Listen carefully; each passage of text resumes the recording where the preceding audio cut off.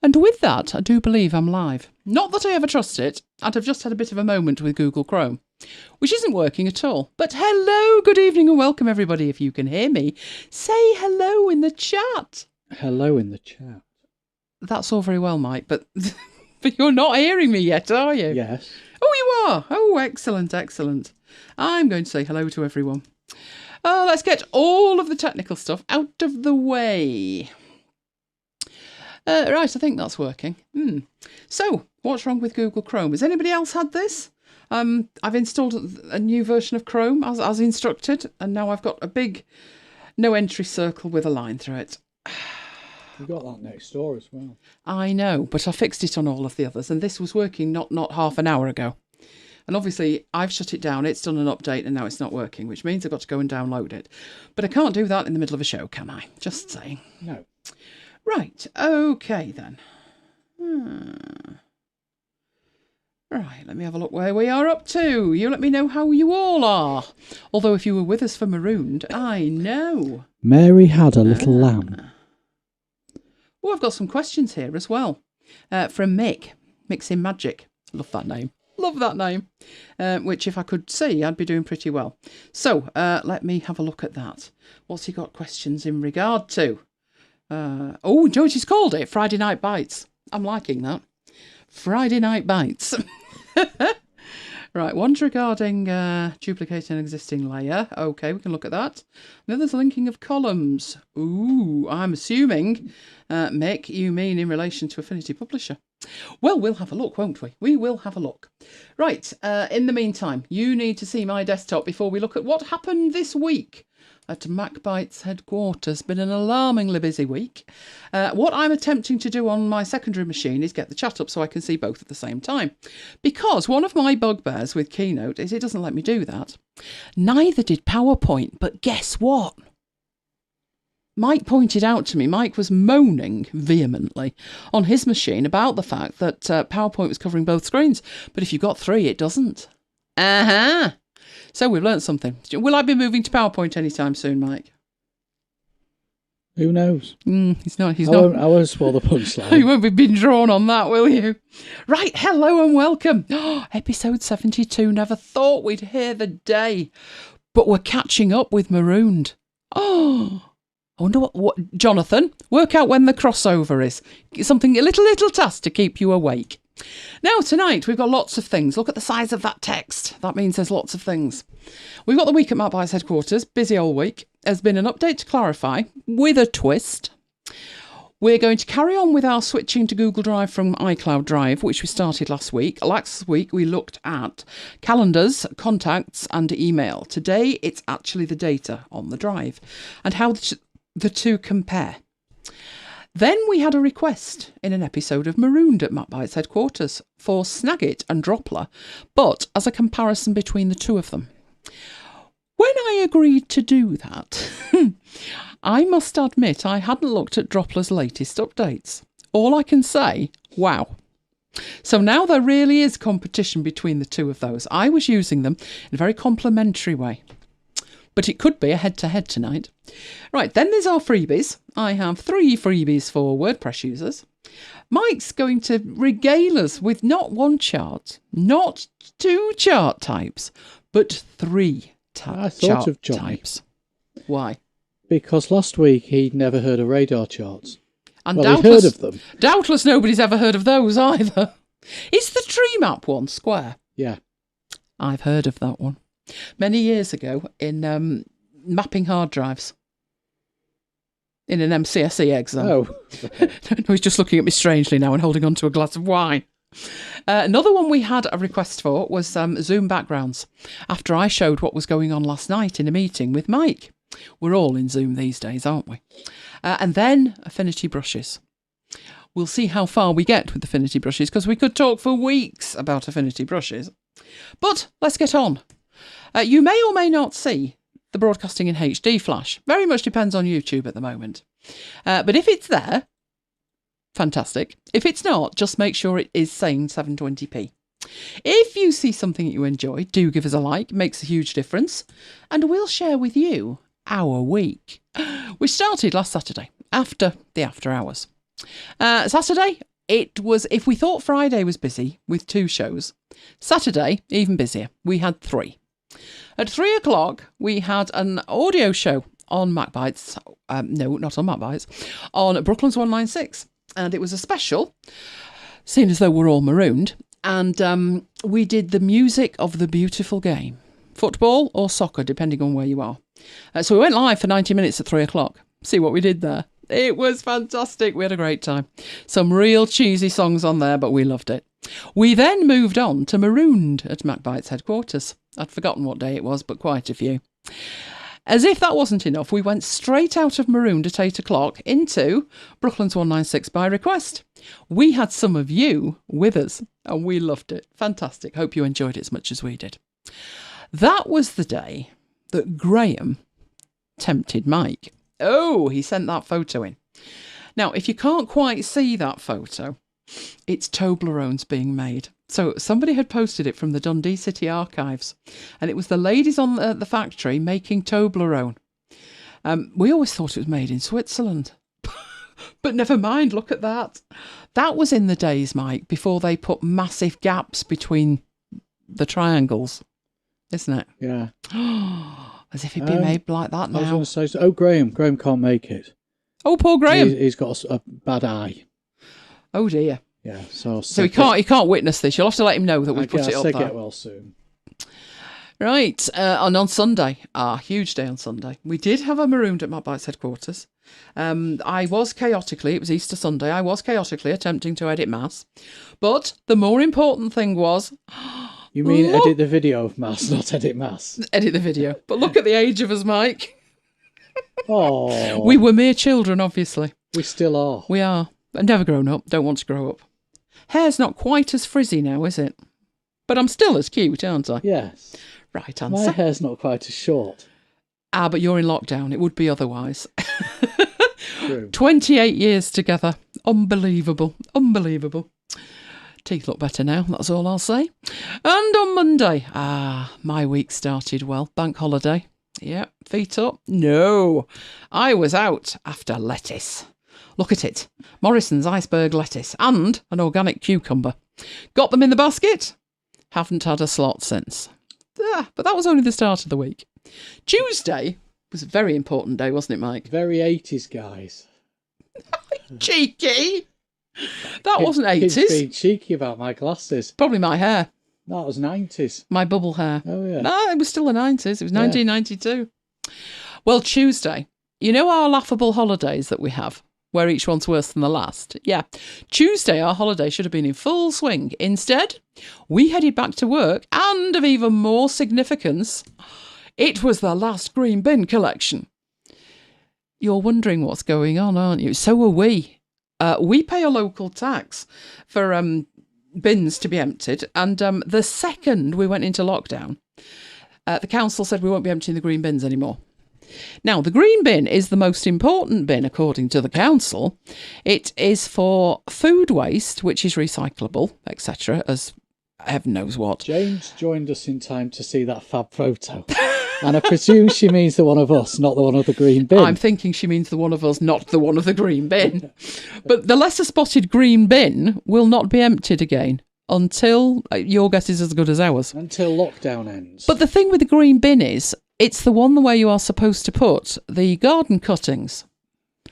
Good job we don't do the garden. Well, then. we didn't do the garden, but that's not the point, is it? Because with the nice weather we've been having, although we could do without the rain, if we have rain and then heat and rain and heat, the garden grows like topsy, and we're not going to get the green bin emptied.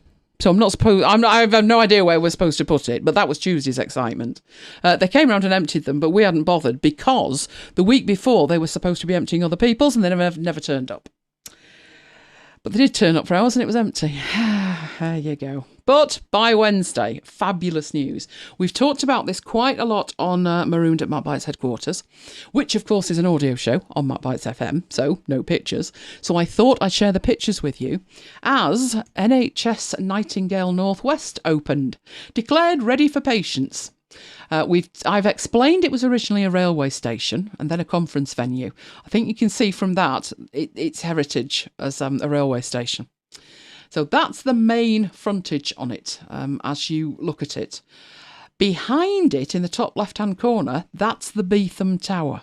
We've talked about that as well. We'll come back to that in a second. But as they were building it, lots got delivered. Lots and lots. I've no idea where they're getting all this stuff from. It doesn't match either, does it? So I really do have no idea. But before long, they'd worked wonders. And that is what the inside, as I was trying to explain what it looked like on the radio, they've left it very true to it being a railway station. So that's normally the floor of the conference centre, which the floor has been relaid, and it now has 486 hospital beds in it, all ready for use. Not sure what that black stuff is. They're in wards, so you can see there's ward 10 and 11 there and 12. That outside is oxygen tanks that have been put there to supply the building. That on the left is the Beetham Tower. Now, this has been talked about in Marooned at MacBites headquarters many times. Not least, at the bottom of it is the Hilton Hotel. At the top of it, there are exclusive apartments. As Jonathan researched for us, £300,000 for a single bedroom, I think. Some idiot decided to have a barbecue on the balcony.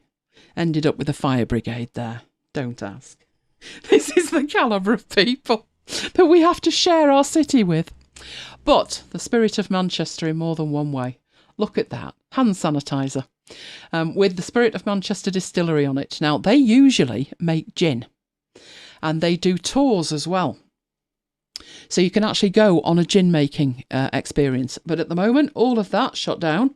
They've changed their production to hand sanitizer, and they are supplying the hand sanitizer to the Nightingale. That is what the inside of it looks like. And I thought, what a lovely, lovely touch. It's all computers in there as well, Mike, supplied by HP.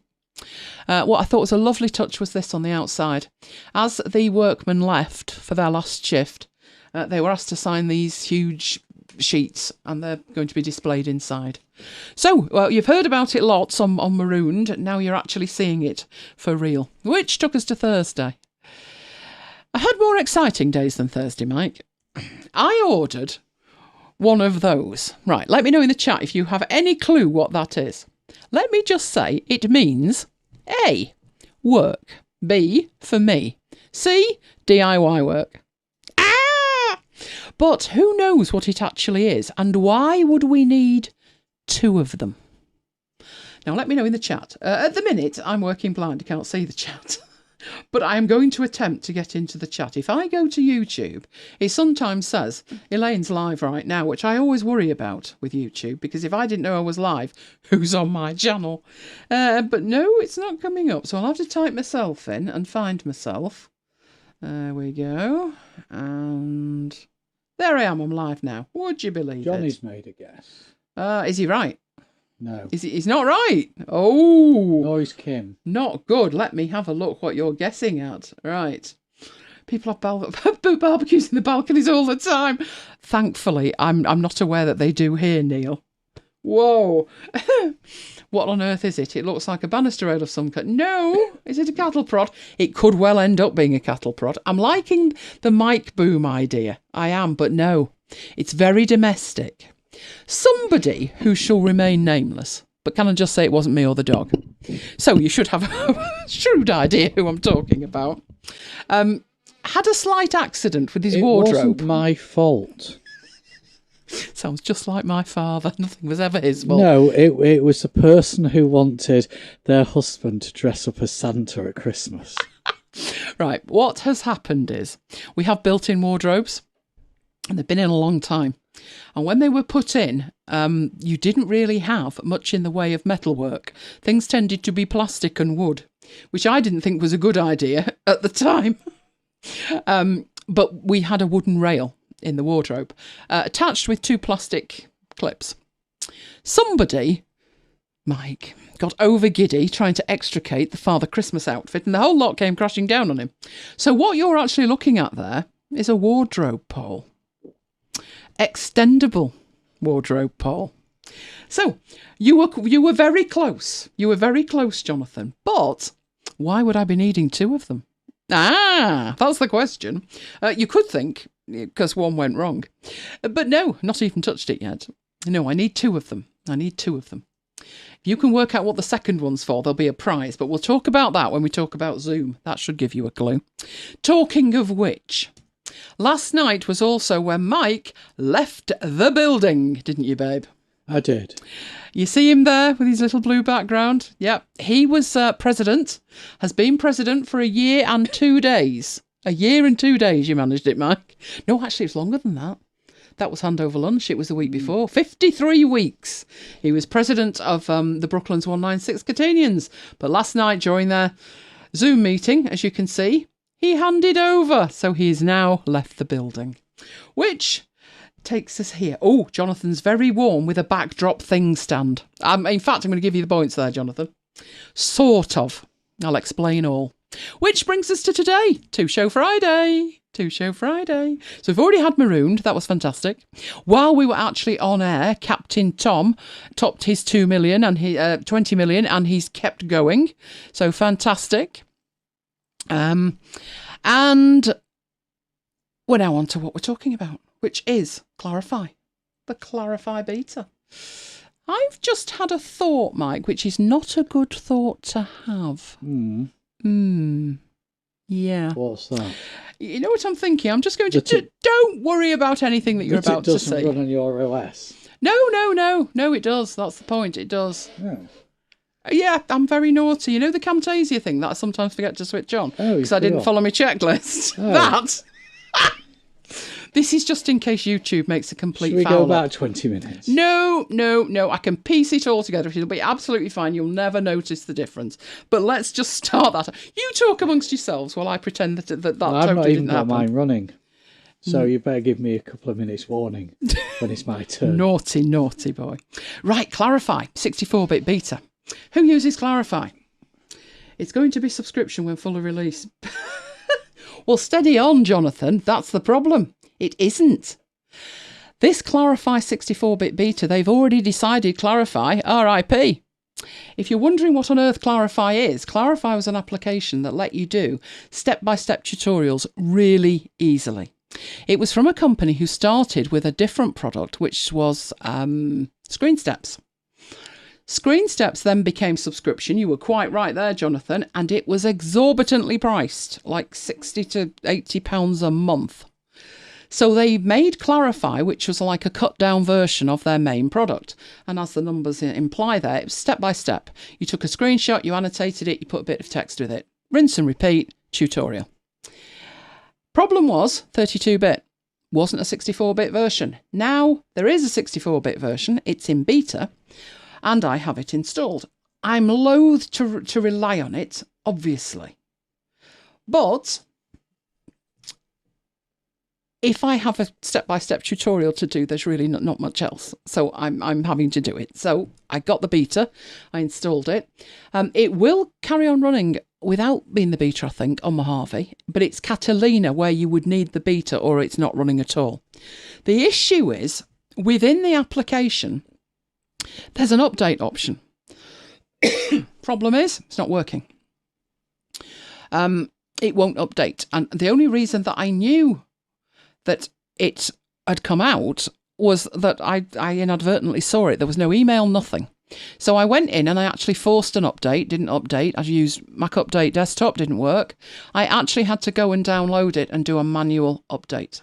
So the latest version is 2.0.12. And the point being with it is you need to manually download and install it rather than relying on any of the internal stuff because it won't work. Question is, who's looking to replace Clarify with something? Now, Jonathan's saying, why have they released a 64-bit version if it's RIP? Because people are screaming, Jonathan, that they need to update their operating system. And if they do, then it will stop working totally. But they've already said it's end of life, no more development on it.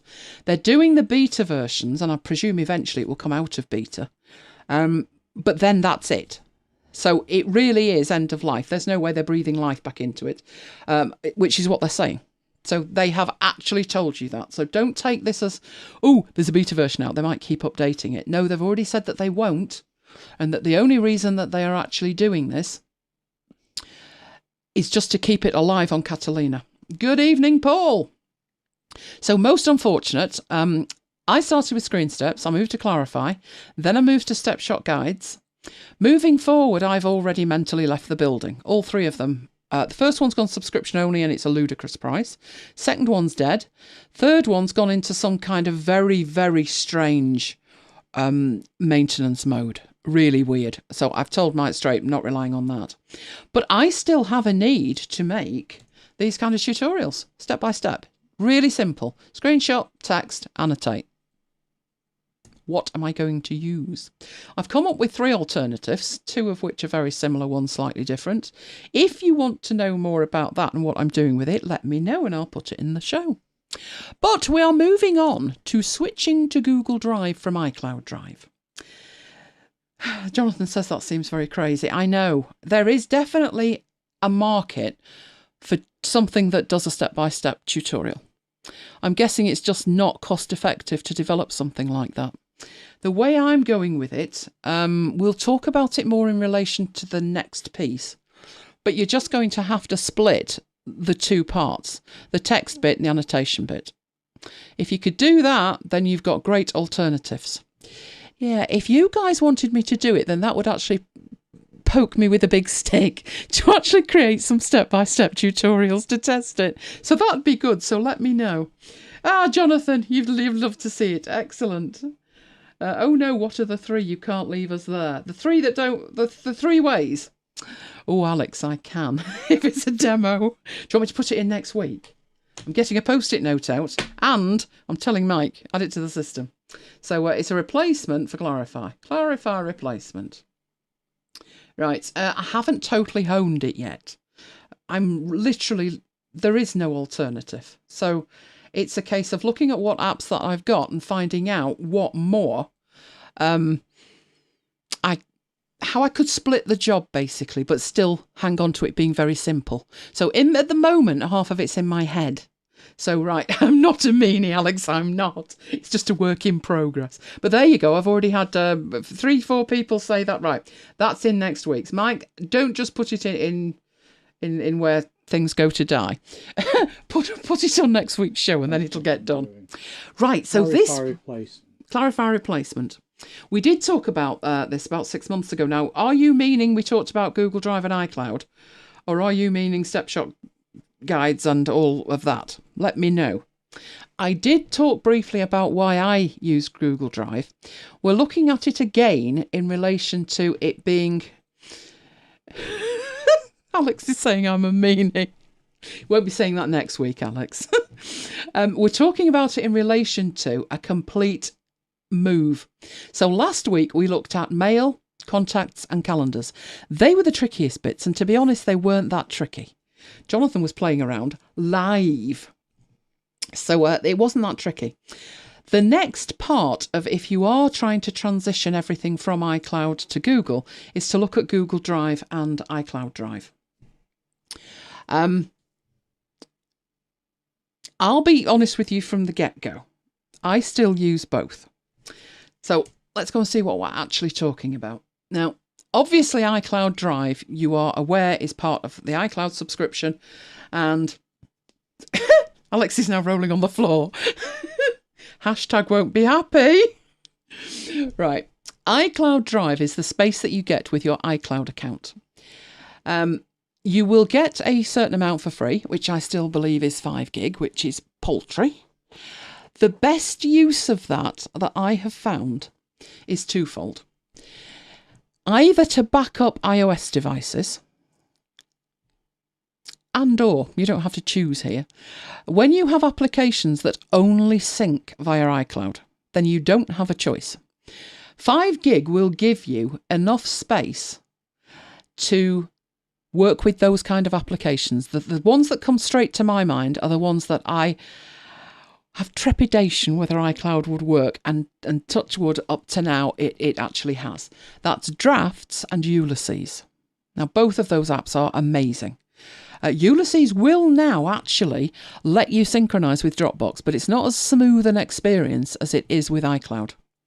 So for those kind of jobs, you need your iCloud account anyway. I still pay ludicrous amounts for 2 terabytes because I'll add to the list of 2 So your apps that only synchronize via iCloud and your iOS backups, I'll add 2 more categories. You may want to put your photos in the cloud, in Apple Photos. And what was the other one? Oh, I've totally forgotten what the other one was. It'll come back to me. But those are the reasons that you may need to keep iCloud. Now, how much storage you need is a totally different business.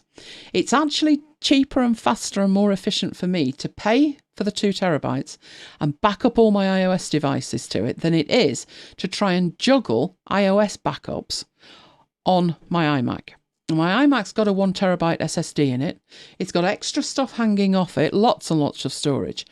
But the way that Apple have done the backup means it's very difficult to move it.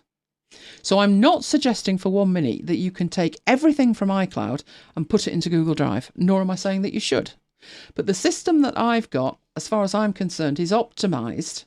Yep, Paul's right. Email as well if you had an iCloud email address. I wouldn't be relying on an iCloud email address. I think it's easier to rely on a third-party email address that's independent from your ISP and independent from any cloud services that you may be using. So although I have my Google account, the email that I use for it is under my control. It's at mycompanyname.co.uk rather than it being at Gmail. So I like to keep everything totally separate. But when I think of cloud storage, and obviously I'm sure we all have more than those 2, you know I use Dropbox. I've also got OneDrive. These I consider to be sort of my primary 2, but for very different jobs. Now, when we look at Google, before we go any further, we need to know that not all Google Drives are equal. There's Google Drive and there's Google Drive. Now, Google Drive became Google One at one point. Whether it still is or not, I have no idea. That's not the one I've got. So what the icons that you're looking at there on the left is Google Drive, which may or may not now be Google One. And that is the consumer side of Google Drive. That's what you get for free when you sign up. You can buy extra storage if you want, but it's very much on the consumer-facing side. The one on the right is Google Drive File Stream. Now, that's a different app than Google Drive. Google Drive File Stream can only work with the enterprise level Google accounts. Now, what difference does that make to you? Not much, to be honest, or quite a lot, depending on how much storage you've got and how you want to use it. So what I'll be showing you is Google Drive File Stream, but Google Drive itself works exactly the same way. It's just on my system. My Google Drive space is mounted as a drive. And unless I tell it otherwise, all the files are in the cloud.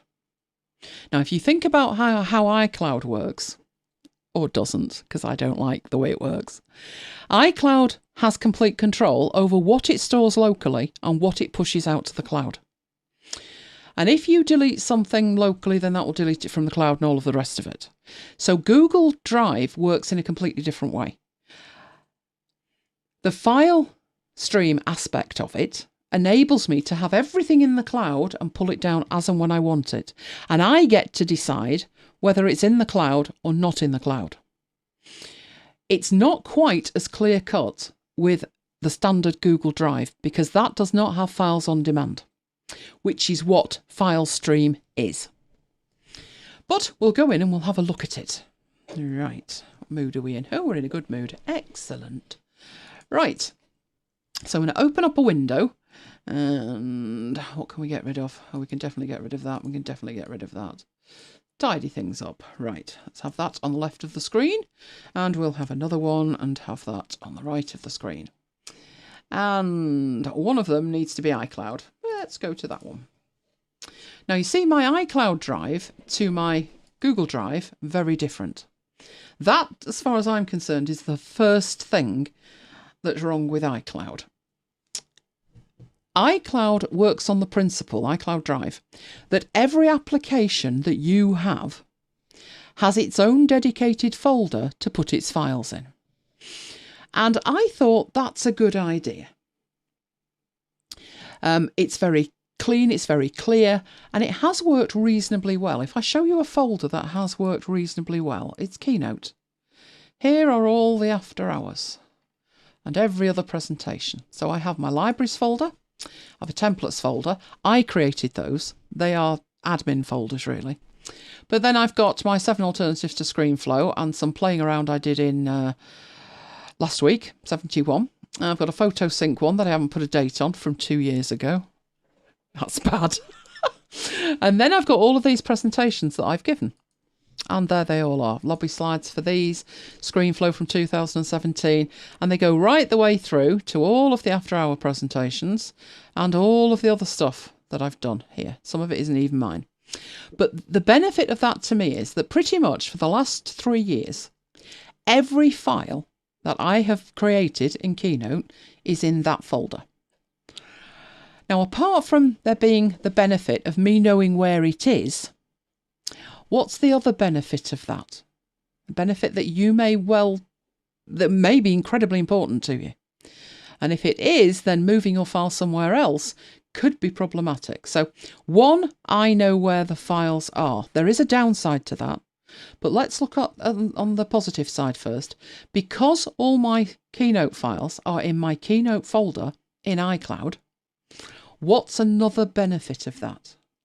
So Neil's saying that file streams transformed his school's workflow. I can imagine that. I used to loathe Google Drive. I could never find a thing. Every time I went into it, they kept changing things. What made the huge difference for me was tidying it up. I know that might seem obvious. Just a bit of attached storage. Oh, yes. I also have a 1, and there's a dedicated 8TB MacBite drive as well. The scratch drive is a 1TB SSD. So, yeah, quite a bit of storage. What else have we got? Nope, no one said anything else yet. I tidied it up by literally putting everything into one folder and then just taking out the folders that I used. What you're looking at there, you should know by now. Who wants to tell me what that system is that I'm using to organise that? That's my Google Drive. So you've got 2 questions. 1, what's the system I'm using to organise it? And 2, why is it a benefit to have all of those Keynote files in iCloud Drive? Come on, somebody must have an answer to at least one of those questions. You can access them from anywhere. You can access them from anywhere, but where's the anywhere you're thinking of? I mean, obviously other Macs. Apple device. That's it. Other device, not computer, device. The way that your iPad and your iPhone are set up is as soon as you go into Keynote, it looks in that folder and it pulls them all down. The para system, something I need to read into. Oh, Jonathan, you do. You do. I've never actually done a full demo on that. Oh, Jonathan's on fire here. He's on fire. Everybody's on fire. Neil, Paul, on fire. It's really useful to be able to go into Keynote and just see those presentations. But the flip side of that is if we look at, we just randomly take one. Here we go. Affinity Designer for Mac. We've got 102. Where's the one for colour? Or did that one not live in there? Sure it should do. There somewhere. Right, we'll just choose that one. I know that that's in there, but where's the data and the notes from that presentation from 3 years ago? Well, clearly not with the presentation. So somewhere there's another folder, and somewhere the notes live for that presentation. So that's one problem. So if you use Google Drive, what's the rationale for keeping the Keynote files in iCloud over Google Drive? I thought you could open files in and then access them in Keynote from Google Drive. As long as Johnny stays awake, yeah. I just haven't got around to moving them yet, Jonathan. That's really it. I've not done any testing of it. And what I would question is, if I did, look at what I've got at the root level of these 2 systems. iCloud prefers me to have a folder for each application. So there's my Keynote one and my MindNode, Napkin, all the Omni stuff, pages, numbers, you name it. Or is what you're suggesting to just take that Keynote folder and take it over to my drive and put it in the root of my Google Drive? That would give me benefits. It would, because if we go back to the Keynote folder, one of the problems is that presentation that I picked, that one, is not in the project folder. The project being the project to deliver that webinar. Let's imagine that there is a folder, such a folder, and it has in it all of the other content except for the presentation. I remember saying to Mike, it makes no sense to me to have content organised by the application that created it, because it shouldn't matter. It shouldn't matter what application created it. It shouldn't matter. Then I warmed to it, just on the basis at least I knew where everything was. The problem then is that gets unwieldy. I mean, there's 185 presentations in there. At least the majority of them are sorted by date, but not all of them. So I could probably find what I wanted, probably. Another problem is, well, the first problem is it's not with its brethren. It's not with all the other files from that project. The second thing that's a problem is that file, let's have a look what size it is. It's quite small, 29 meg. It's not on this machine. There is an icon next to it. So let's draw around that. In fact, all of these icons are saying those files only exist in the cloud. Now, you may say, well, that's not a problem, because if we go over to this side and we were to look at files in it, this little icon there means that they're in the cloud as well. So at that point, there's no difference between them. They're both only in the cloud and not stored locally. Right. Difference, though, over here, if I wanted that to be a local file, I would right-click on it, and I would go to Google Drive file stream, and I would change its availability to available offline. And if I did that, it would download it. So while it's having a think about downloading it, we've got that. Would that this was actually doing what it should be, which is moving, but never mind. Right, so we've got that green thing to tell us that's now available offline. Over here, I could download it. I could click on that icon and it would download it. But if I right-click on it to try and control it, there's no control. So with iCloud, you have no control over what's actually on your hard drive and what's not. Just as case in point, if we were to look at the after hours files.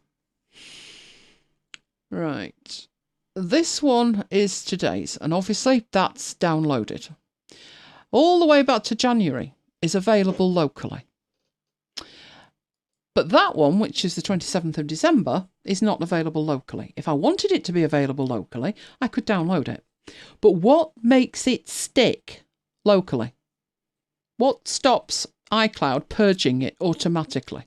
And the answer to that is nothing. It does it itself. You have no control over it whatsoever. The logic they tell us is it's done by date. So that makes sense, because if we go all the way back to 8th January, they're there locally.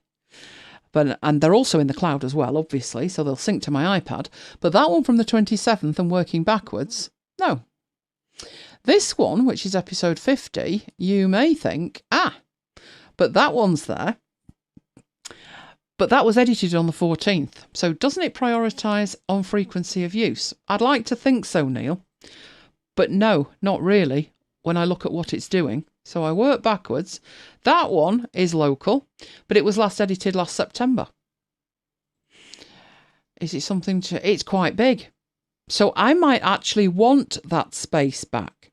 Look at the size of that presentation. 837 meg. And it's local. And I haven't opened it since September.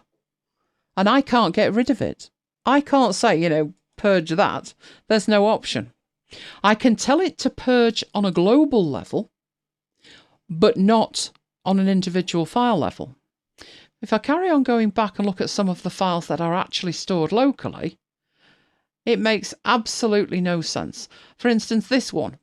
So if it was frequency of access, that one was last accessed on the 21st of July, 2017, and it's still there. I can't work out what their algorithm is. But whatever it is, I can't control it. Whereas I can come over to Google Drive and I can right click on that and say I've changed my mind. Make it online only. And boom, it's done it. Simple as that there. All of those. And it's in the cloud. So that's one reason. That doesn't mean that I don't use it. So as Jonathan points out, why haven't you moved the Keynote files? Pretty much because I need a system that works with them all the time. But what I have moved, which is where we come on to the next part in terms of organisation, what I did move was the Affinity apps. So iCloud. I have Affinity Designer, I have Photo, and I have Publisher. You'll notice it says Beta. That's another issue. I have all of those applications from the App Store, and I have multiple problems with them. Does modified equals open though? I can't make any sense of what it's doing, Neil. I would say some of those files, I haven't opened them for years and they're still there. Some of the stuff that I have. So if you don't save, I can't find any logic to it. I really can't. There are files I've opened and I've saved and they've vanished next week. I thought it was to do with optimizing the storage, but we looked into optimizing storage when we looked at photos on MacBites, and again, there was just no logic to it. It was just doing its own thing. There just is so little control, it's at the annoying stage. Now this one is even more annoying. I've talked about it before. Try to get that. There we go. You can see them just about there. No upper fraction. There we go. Affinity Designer thinks it's Affinity Photo. So every time I double click anything in that folder, it opens Affinity Photo. Can't stop it. There is a long and very complicated workaround to fixing it, and it does indeed fix it until you reboot, and then it comes back, and I can't stop it.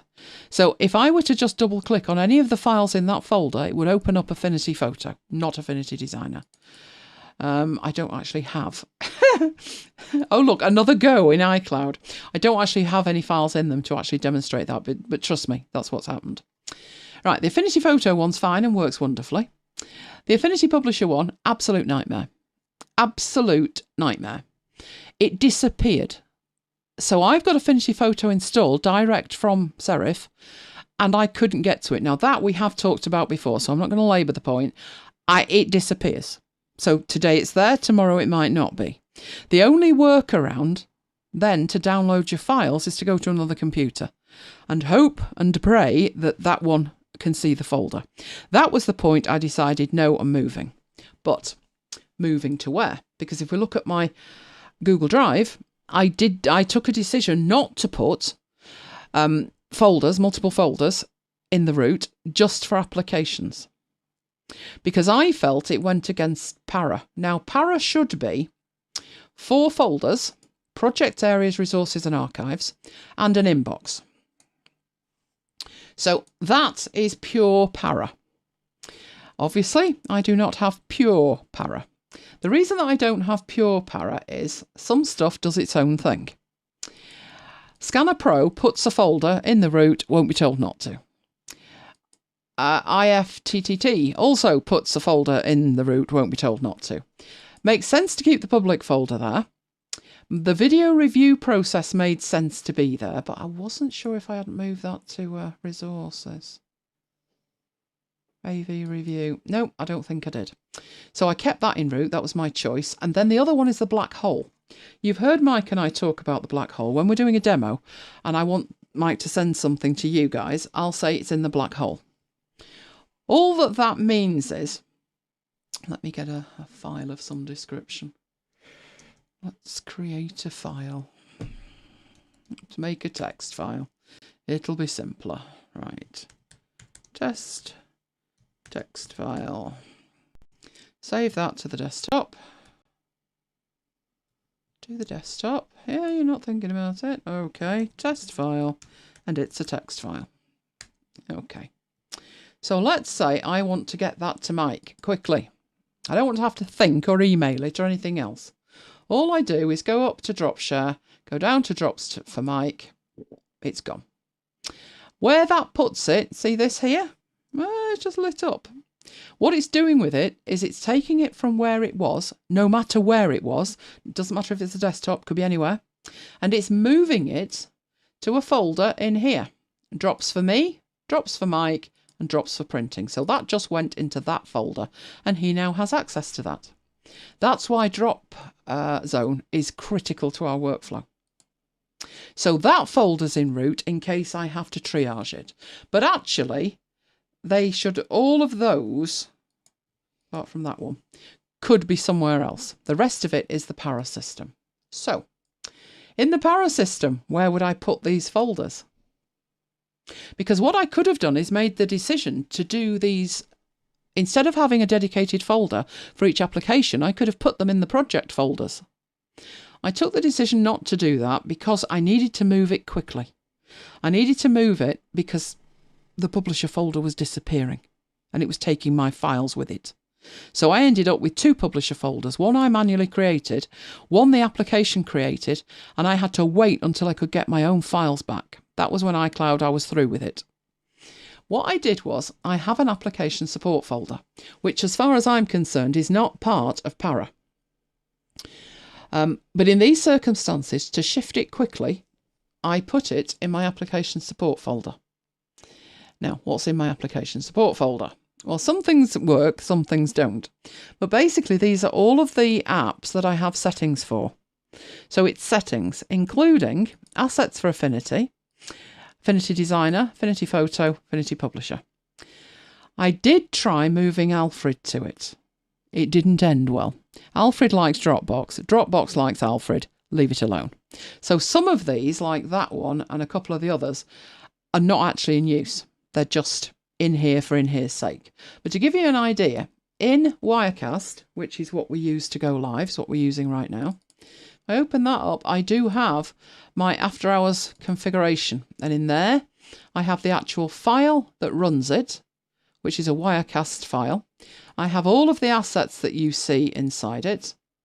That was one, it balked itself. These are the watermarks that I have available, and they're in Google Drive. So, and you can see that they live in the cloud as well. Beauty of that is, I don't have to download that file. In fact, the file I would have to download is all of those, with the exception of that one. In fact, that one can be moved. ZZNIU is ZZ to put it at the bottom of the list, and then NIU, which means not in use. So what I would need available is all of that lot. But look, they're in the cloud.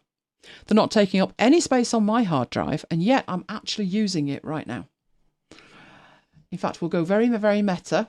There you go. There's Wirecast. There's all the files it's accessing, and it's happening right now. Doesn't need to download them and generally play around with them. So I can just use it on demand. So that's what I do with it. So you'll notice in there that I do have Designer, Photo and Publisher. But Designer, Photo and Publisher would be together be taking up a lot of drive space. Can it calculate that? 21 gig in iCloud, in Google Drive, that's not taking up space on my hard drive. How much space would that take up on my hard drive if it was in iCloud Drive? I have no idea, because I have no control over it. And all I did to move it was literally open up that, grab the files, and take them over to the Designer folder. And there they all were. So let's do an alphabetical. There they all are. That was all I did. So I've got this another go for iCloud. It didn't work. So literally all I did was drag it across, hold the command key, and that actually moved it. Good night, Alex. So that's how I actually moved it. You'll notice each of these, let me open them up, has a shortcut in. So if we go into that one, it says Affinity Designer on Google Drive, and it will open up this folder. And the Designer one opens that, the Photo one opens that, and the Publisher one opens that. Why do I need those there? Why a shortcut? And they are a shortcut. You can see the little icon at the bottom. The rationale for that is, every time you go into an application like Photo or Designer, it defaults to the folder in iCloud. And I swear and curse at it. I have default folder configured to default to the correct folder. But sometimes it doesn't work. So I left in these so I could just quickly go across and get to where I need to be. You can see I've not done it with all of them. So there's lots of stuff in here. Most of it I don't use, to be honest. So Drafts is in there. You can't see a Ulysses folder, but Ulysses is in there. The majority of the others I just don't use. So I've transferred across as much as I'm happy with at the moment. I use it for demo data, and there's a couple of other bits and pieces, but other than that, I don't really use it in a way of interacting with it. So Jonathan said, do you back up your Google Drive contents or leave it with Google to keep it safe? I do back up some of my Google Drive contents. Some I'm not concerned about, some I am. Settings and stuff will be backed up elsewhere. Data tends to be backed up elsewhere as well. I don't particularly grab the whole thing and make a backup copy of it. I used to do the whole thing. There was an app for it. And unfortunately, it stopped working. I had it on a Mac Mini and it was doing an automatic backup every hour. But yeah, I probably should, Jonathan. Am I trusting the Google? I'd be very, very concerned about trusting Google if I had a free account. Mike and I had a free account for one of the clubs we used to run years ago. And we had the name nwit@gmail. We had all of the screenshots when we set the account up. We had the correct username and password and even the recovery key, and we couldn't get in. And we have never got in to this day. So I said to Mike, I know we're grandfathered onto an enterprise account, but I want to pay them for something, because that way they've got my credit card details and I am definitely who I say I am. So I actually do pay them for extra storage. I'll have to have a look at InSync. I've got Carbon Copy Cloner and I copy all these drives that you were mentioning, all these locations down here. Each one of them's got a twin. So apart from Scratch, which doesn't have a twin, but documents, that's 5 terabytes, 8 terabytes, 8 terabytes, 8 terabytes, another 8 terabytes. Every one of them has got a twin and they are cloned overnight. But yeah, the stuff tends to be elsewhere. You'll notice up here when I dragged and dropped it to Mike, I also have a Nightly's backup there, which lets me back it up. But it would probably be a good idea. One, to have everything in the right place, in terms of choose one or the other, except where you can't, and then make a choice and set up a backup routine. Now, the other thing that you can't really do, you can now share a folder in iCloud Drive, but you have to be on Catalina. I am not going to Catalina. I have thought about it. If I was going to have gone, we usually do it at Christmas. But Mike's still on High Sierra, so he never did the Mojave thing. I did the Mojave thing about a year ago, and I was just about contemplating Catalina when a version came out that was catastrophic. So I deliberately then decided that I was going to leave it alone. Let's have a look over here. So if I'd have gone with it, then I would have been able to show you that, but I can't actually show you that right now because I haven't actually done it. The idea is that you pick a folder, so it would be one of the folders you've probably created.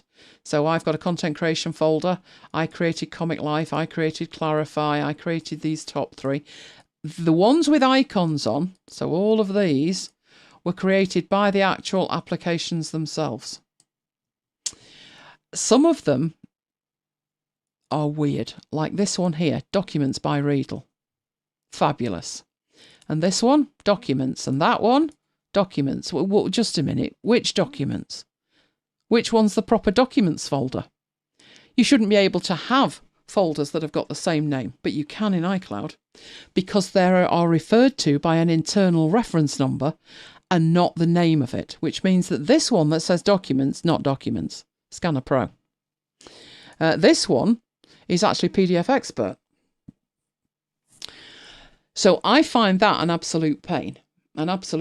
Pricing wise, you can get 2 terabytes of iCloud storage for $6.99 a month. And I think it's $7.99 a month for Google Drive.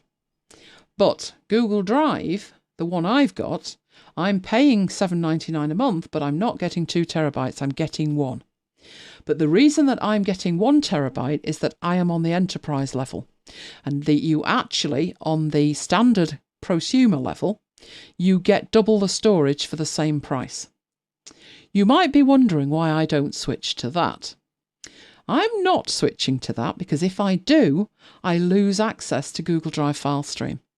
And the fact that the storage would cost me double, I still stick with it because I want Google Drive file stream. I cannot be doing with this kind of thing, saying some of it's downloaded, some of it's not, but I'm not telling you what and you can't control it. That's why I like Google Drive file stream, so I can say to it, this one's local, this one's not. Now, if I wanted to share something, you can share an individual file, irrespective of having Catalina or not. But it works when it feels like it. And I'm not exaggerating there. Mike and I have a presentation in Keynote that is actually shared. Did it start with a B, Mike? Yeah. Why is it not listed under B then? Because it's not Brooklyn 700, is it? Are you sure it wasn't Sam's something? Oh, for crying out loud, there's not even that many in here. It's in here somewhere. Can't I do a quick search up here? Because I know the word bagels in it. There we go. Right. So I have a presentation in here. You can see there's a backup of it. There's a master copy of it. There's this copy of it. Is it the master we share? I think so. I think it is. So that one there. Hello, Deborah. Dog walking took a priority. That's perfectly understandable. Right, that one there's the master one and it's shared with Mike. And all of a sudden it will just randomly decide not shared anymore. The other problem is when you share a file, it stops you doing certain things with the file because it's shared. Now, there's not another cloud service known to mankind that does that with it. But that one's shared. Actually says shared there, doesn't it? Shared. Will you just show me that file? No, you won't, will you? Awkward thing. So just in terms of the control you've got, not great. Whereas in Google Drive, I can share entire folders. So this public folder here, it actually has, if you look at it, a little man on it, a little head and a body, head and shoulders. Right, when I open that, everything that's in it is public. So you can see it's all, there is an odd thing like Munich brochure and stuff down there with a slightly different name. The majority of the stuff has a date and then something. There's my wild rocket. That's how I shared my wild rocket. There you go. Now, that public folder, there was an issue that I was having in terms of sharing something publicly.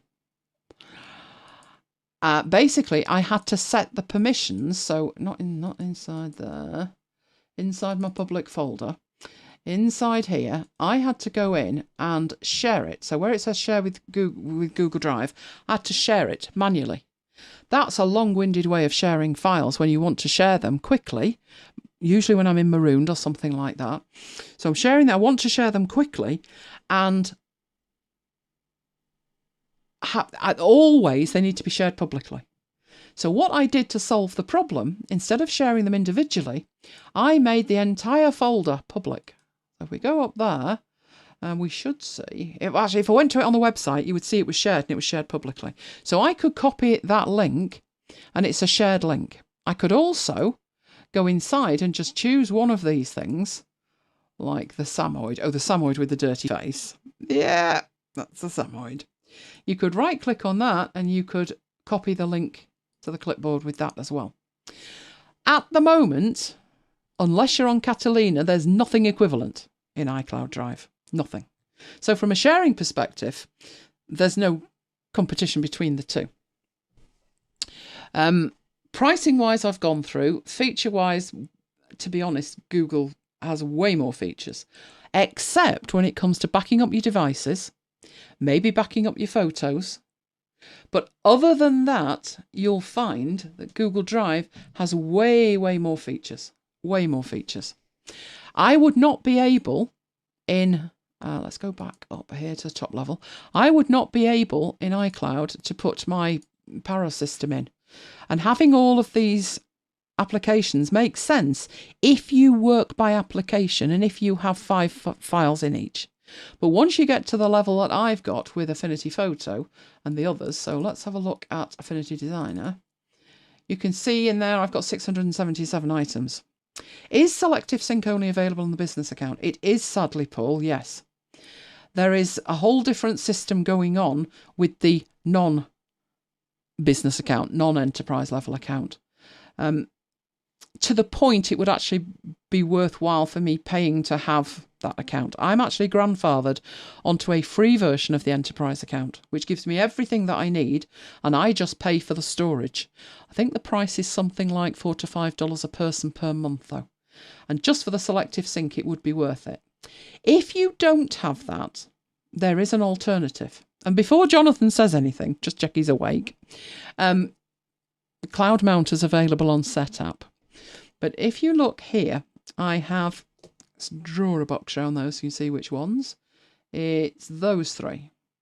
Those three cloud storage systems are mounted as drives on my machine, and they take up no space locally. And you could do that, Jonathan's awake, good to hear. You could do that for your Google account, your Google Drive space. And then it works in exactly the same way. Google Suite for Education has it also. Actually, Google Suite for Education has more features, Neil. It's got some fantastic features when it comes to sharing that aren't even available on the enterprise level one.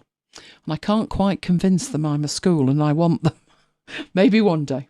But what you get with these is, you look at my Box account, that's parrot too. The Dropbox thing is a backup of some Dropbox stuff that I was working on. My OneDrive is parrot as well, with a couple of files in it, which shouldn't be there, which I'll put into my inbox, and then they're not, and everything's tidy. In fact, look at my OneDrive. Whoa, my OneDrive is absolutely parrot. The 5 folders for para. So I do it all the same way, but basically this is exactly the same thing as I have with Google Drive. There is a client for OneDrive, but you're better off using Cloud Mounter, because if you use Cloud Mounter, you can mount multiple copies of OneDrive or multiple copies of Google Drive. Google Drive file stream will only let you mount one. The Box client and the OneDrive client will only let you mount one. And obviously this MacBites S3 thing that I've got mounted, which is all of the MacBites shows. Oh, Jonathan, look. All the way back to the beginning. They're the ones you download. It treats them all the same as a mounted drive, and it's far easier. I don't have to... Cloud Mounter connected to Dropbox would work the same way. It would, absolutely. So if you've got more than one Dropbox, you can have your main Dropbox account mounted as Dropbox, which mine is Dropbox, where are you? There. But you could have multiple ones as well. Jonathan's interested now. It was one of the things you used to be able... You could still create a Dropbox account and get 2 gig more space.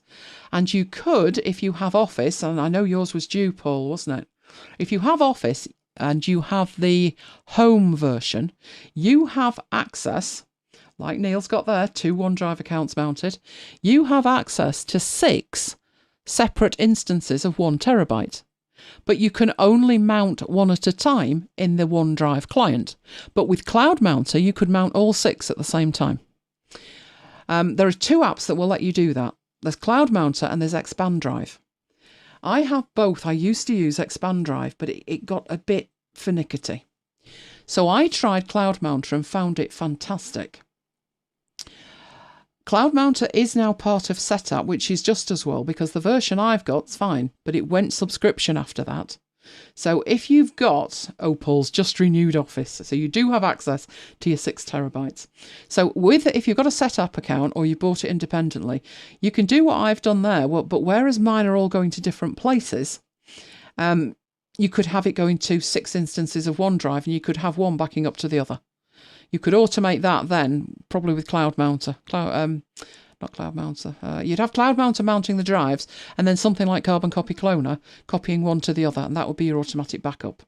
I have 1 terabyte of Google Drive space. So what I could do is mount an instance of OneDrive, call it my backup for Google, and just have it backing up all day. That would work fine.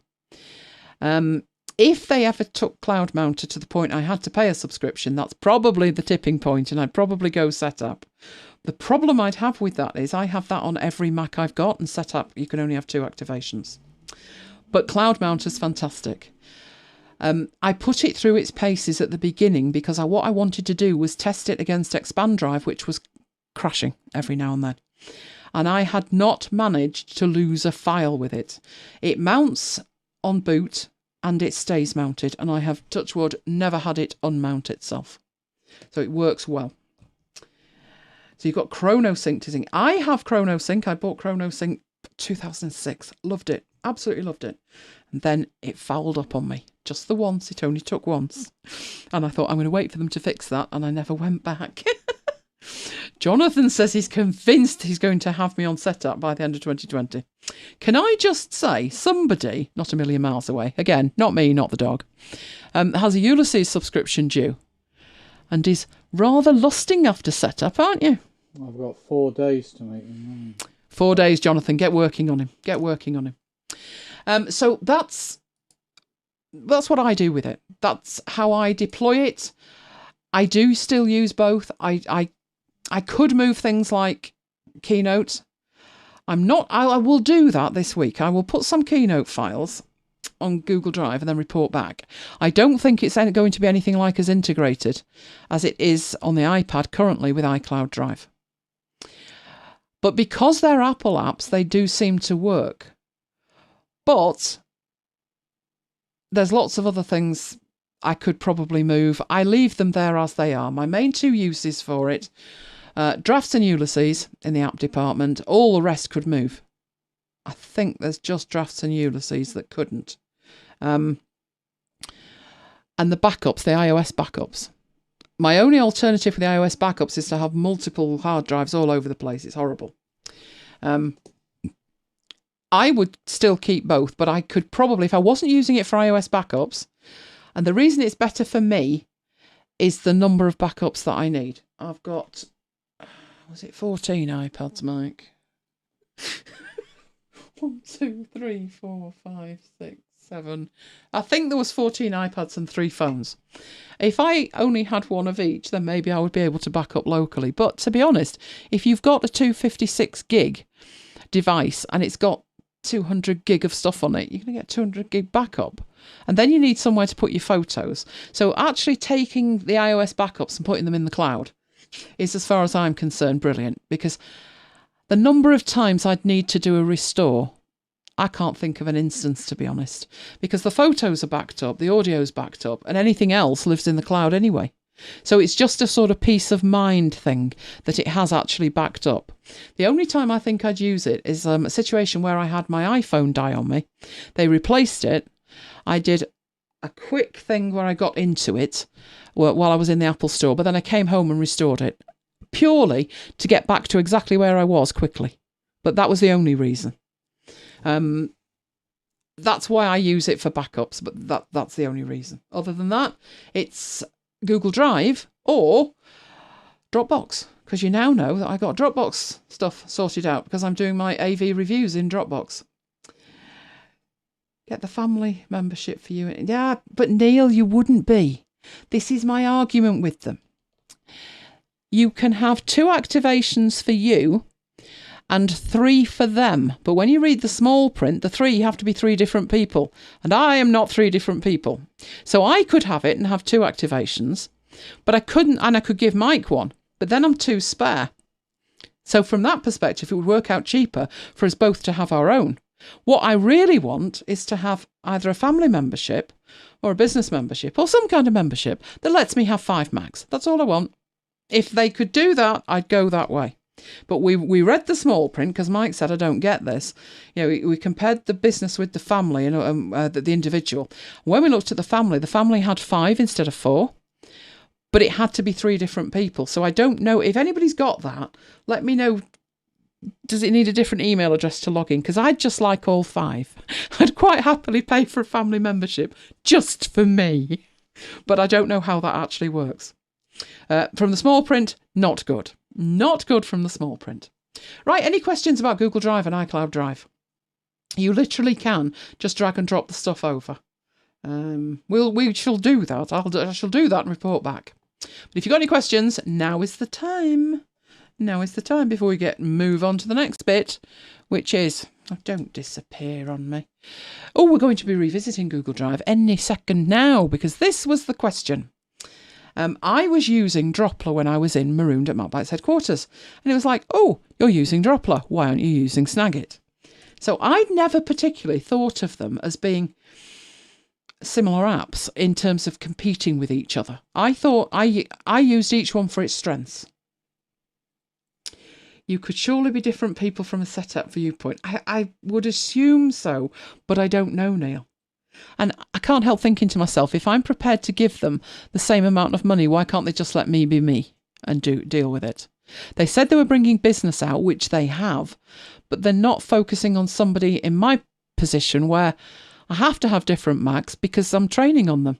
So I'll set up a Mac and do a training course on it and then ditch it and rebuild it. And that would make that very difficult. But maybe I should have a word with them. Right, I've always thought of Snagit as being the more powerful of the two, particularly from an annotation perspective. And so where Snagit has its strengths, it's a desktop application. It can save out to the cloud. It does screen capture. It does annotations. It can even do video. In fact, they added into the last one a kind of hybrid between screen capture and video. That I demonstrated a while back. So I've always thought of Snagit as being the more powerful of the two. Droplr, its strengths lay in very quickly sharing. And that was pretty much all I was using it for, very quickly sharing. So I had all of my applications up for Marooned at MacBites headquarters, which, as you've seen in previous shows, takes up 3 screens. And I'd take a screenshot of something and I quickly want to share it. And I'd just drag and drop it to Droplr. But then the question came up, I think it was Kim, how do they compare? So that's what we're going to have a look at. It's decided it's not working now, Mike. Right, so first off, Droplr is this one up here at the top. So when you click on it, and it's now moved to another screen, for crying out loud, stay. It actually does a lot more. And here's some of the things that I've actually shared this week. So remember Mike? Anthony hadn't recovered, has he? We were basically sharing stuff. Yeah, there's one of the Nightingale Northwest. There was Mike in his Freddy outfit. Let's pick the worst of the two. So this one here. It's been uploaded. One person had a look at it. I wonder who that was. 7, 8. So the count that you get is the number of views it's had. So seeing as only one person's seen it, this will be amazing for the rest of you. What you can do from this menu is go and find previous shares as well. So there is a lot more to this than you would imagine. But let's have a look at Snagit first. I said Snagit was the more powerful. It may or may not be the more powerful. It certainly takes its time starting up, I'll tell you. Right, this tells you what some of the freebies were. Also tells you there's where Reese Mogg came from. There you go. So what you're looking at here, it looks complicated, doesn't it? That's because I've got most of the tools on the menu bar.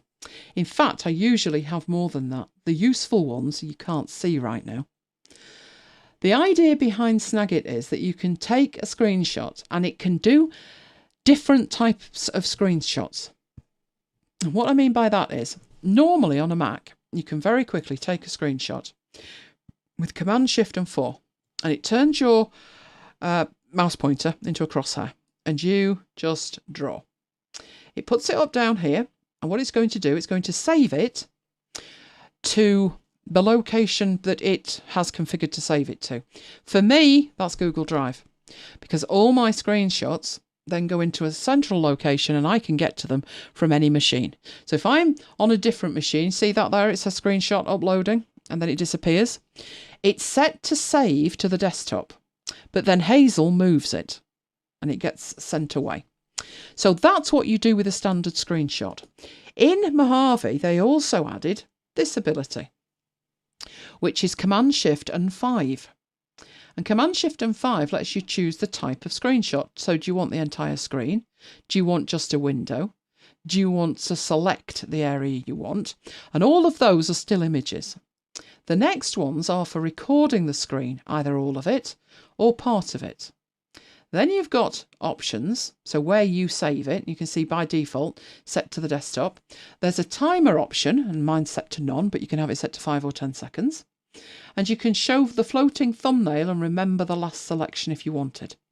Now, remembering the last selection's actually incredibly powerful, and even Snagit can't do it. But they're the built-in ones, and you can choose whether you show the mouse pointer or not.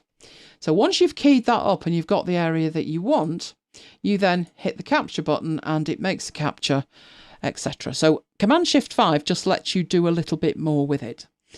But if you wanted to do some annotations, you'd have to capture it on the way. So what I'm going to do is, just having a look around of what we could do. I'll take a screenshot of this window. And it's put it at the bottom, and I can then open it. So I'm going to take this out the way now it's done. So this is the annotation options that you've got with the built-in thing. So a lot of people say to me, why would you buy Snagit at all? Because you can do quite a bit in here, and you can. You've even got this sharing option at the end where you could airdrop it or send it places. One of which is Droplr.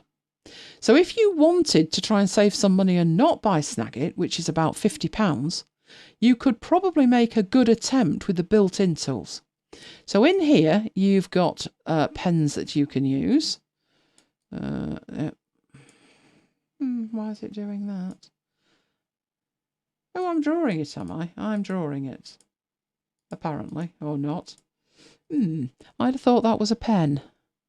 Yeah, sketch. That's what I'm trying to do. Yeah, maybe. Oh, no, it's doing it, I think. Just not very well. Just not very well. This is probably the squiggly one, isn't it? Let's try that. As you can tell, I don't use this much. It's letting me draw things, but then I'm moving them. I'm not impressed with that. This is probably what I want, isn't it? Speech bubbles and things. Yes, that's more me. Much more me. So you could do quite a bit that you could do with Snagit already in here. And that is how you would do it. You would take your screenshot with Command-Shift-4 or Command-Shift-5. And then, before it disappears from the lower right-hand corner, click on it and it will open it up in this editor, and then you can annotate your life away with it. So you can even choose your font, your styles, your colours, etc. So this window here, can I put that down? That doesn't look like it's that. I'm telling you, I've got weirdness going on here. I have weirdness going on. It's not moving away from the other one, is it? There we go. Text. Right, there's my text. So you annotate it up like that. So why Snagit over and above that one? Let's get rid of that. Snagit can do a whole lot more. So if we do a Snagit screen capture, I'll just do it off screen. I'll draw around that window again. Right, so it's another capture of Wirecast. There we go. Right, I can do a lot more in here. Now, when I say a lot more, one of the ones I use a lot is this cutout option. Happens a lot with when you're taking something out of an image. So let's try that one. I'll duplicate that first. That's one of the freebies. So you can see all the tabs that I've got open at the top, and I wouldn't put that in a screen capture anyway. So basically all of that area around there, I'd want some of it, but not all of it. So the first thing that I can do is when this is finished fiddling with itself. Come on. You were only duplicating it. Wasn't going to take you all day, was it? It's not money. Oh, there we go. It's done it. It's done it. Right. First thing you can do is crop that out. So I'll crop that bit out. And that's fairly straightforward, isn't it? But what if I wanted to radically alter that screen cap? And I wanted to take other bits of it out. So this bit in the middle here, I'll draw around it with that. Let's say that bit there we don't particularly need. Right? What we want is that download for free at the top, and we want this Angora bit to move up, and we don't want all of that in it. Well, one option would be to cover it up. So you could create a shape, you could choose a white shape, and you could say, I just want to cover that up. And now you can't see it. Obviously, not great though, because you've still got the other half over here, and you've not actually made the image any smaller. Now you've just got a huge white block on there. And that's where cutout comes in. There's different styles of cutout. I never use anything other than the horizontal or the vertical straight. I don't use this cut thing, this tear. I want it to look like that was never there in the first place. So what you do with that is you hover over it, you drag to cover the bit you don't want, and it loses the whole thing. The blue line showing you where the new join is. Now, then I've got this bit here, which I don't want either. Now, for that, I could opt to take it away with this bit here. But that won't work too well, because if I do that, I'm going to lose the end of that text. So now you can't see the WordPress bit. So it works great, I find, horizontally. For the rest of it, I would tend to cover that bit up that I don't want. So I want that bit and I don't want the rest of it. And that's how I simplify a screen cap when I actually take it. And that is something I've only ever seen done in Snagit. There are other things it can do, like stamps. We looked at this, we created some bonus and coming soon, where you literally just stamp where you want it, move it into place. Now, that one, with it being incredibly light, you might want to put some shadow on it. You can do that. You can even decide where the shadow goes. It's extensible, it's comprehensive, it's expensive. It's £50. Let's just blur that for you. You can control the level of blur. So on it, you can see the intensity is 12.7. We drag that back, you can start to read it. So you've got all of these controls. You can highlight things. Let's just draw over that.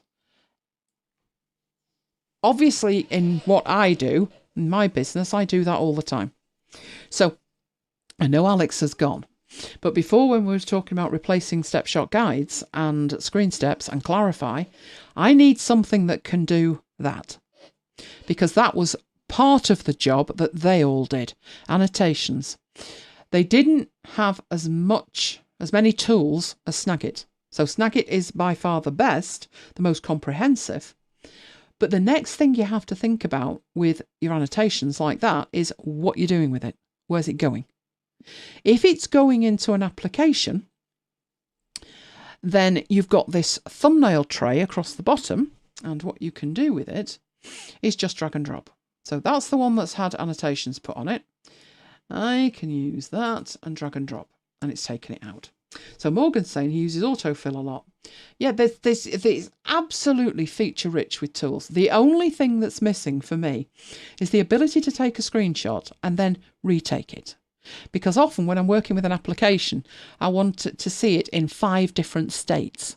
And I don't want to have to keep going to make a selection. If it could do that, it would be perfect. But the thing is, it's extensible as well. So when we talked about stamps, for instance, one of the things I do, when I take a screen capture, there's no mouse pointer.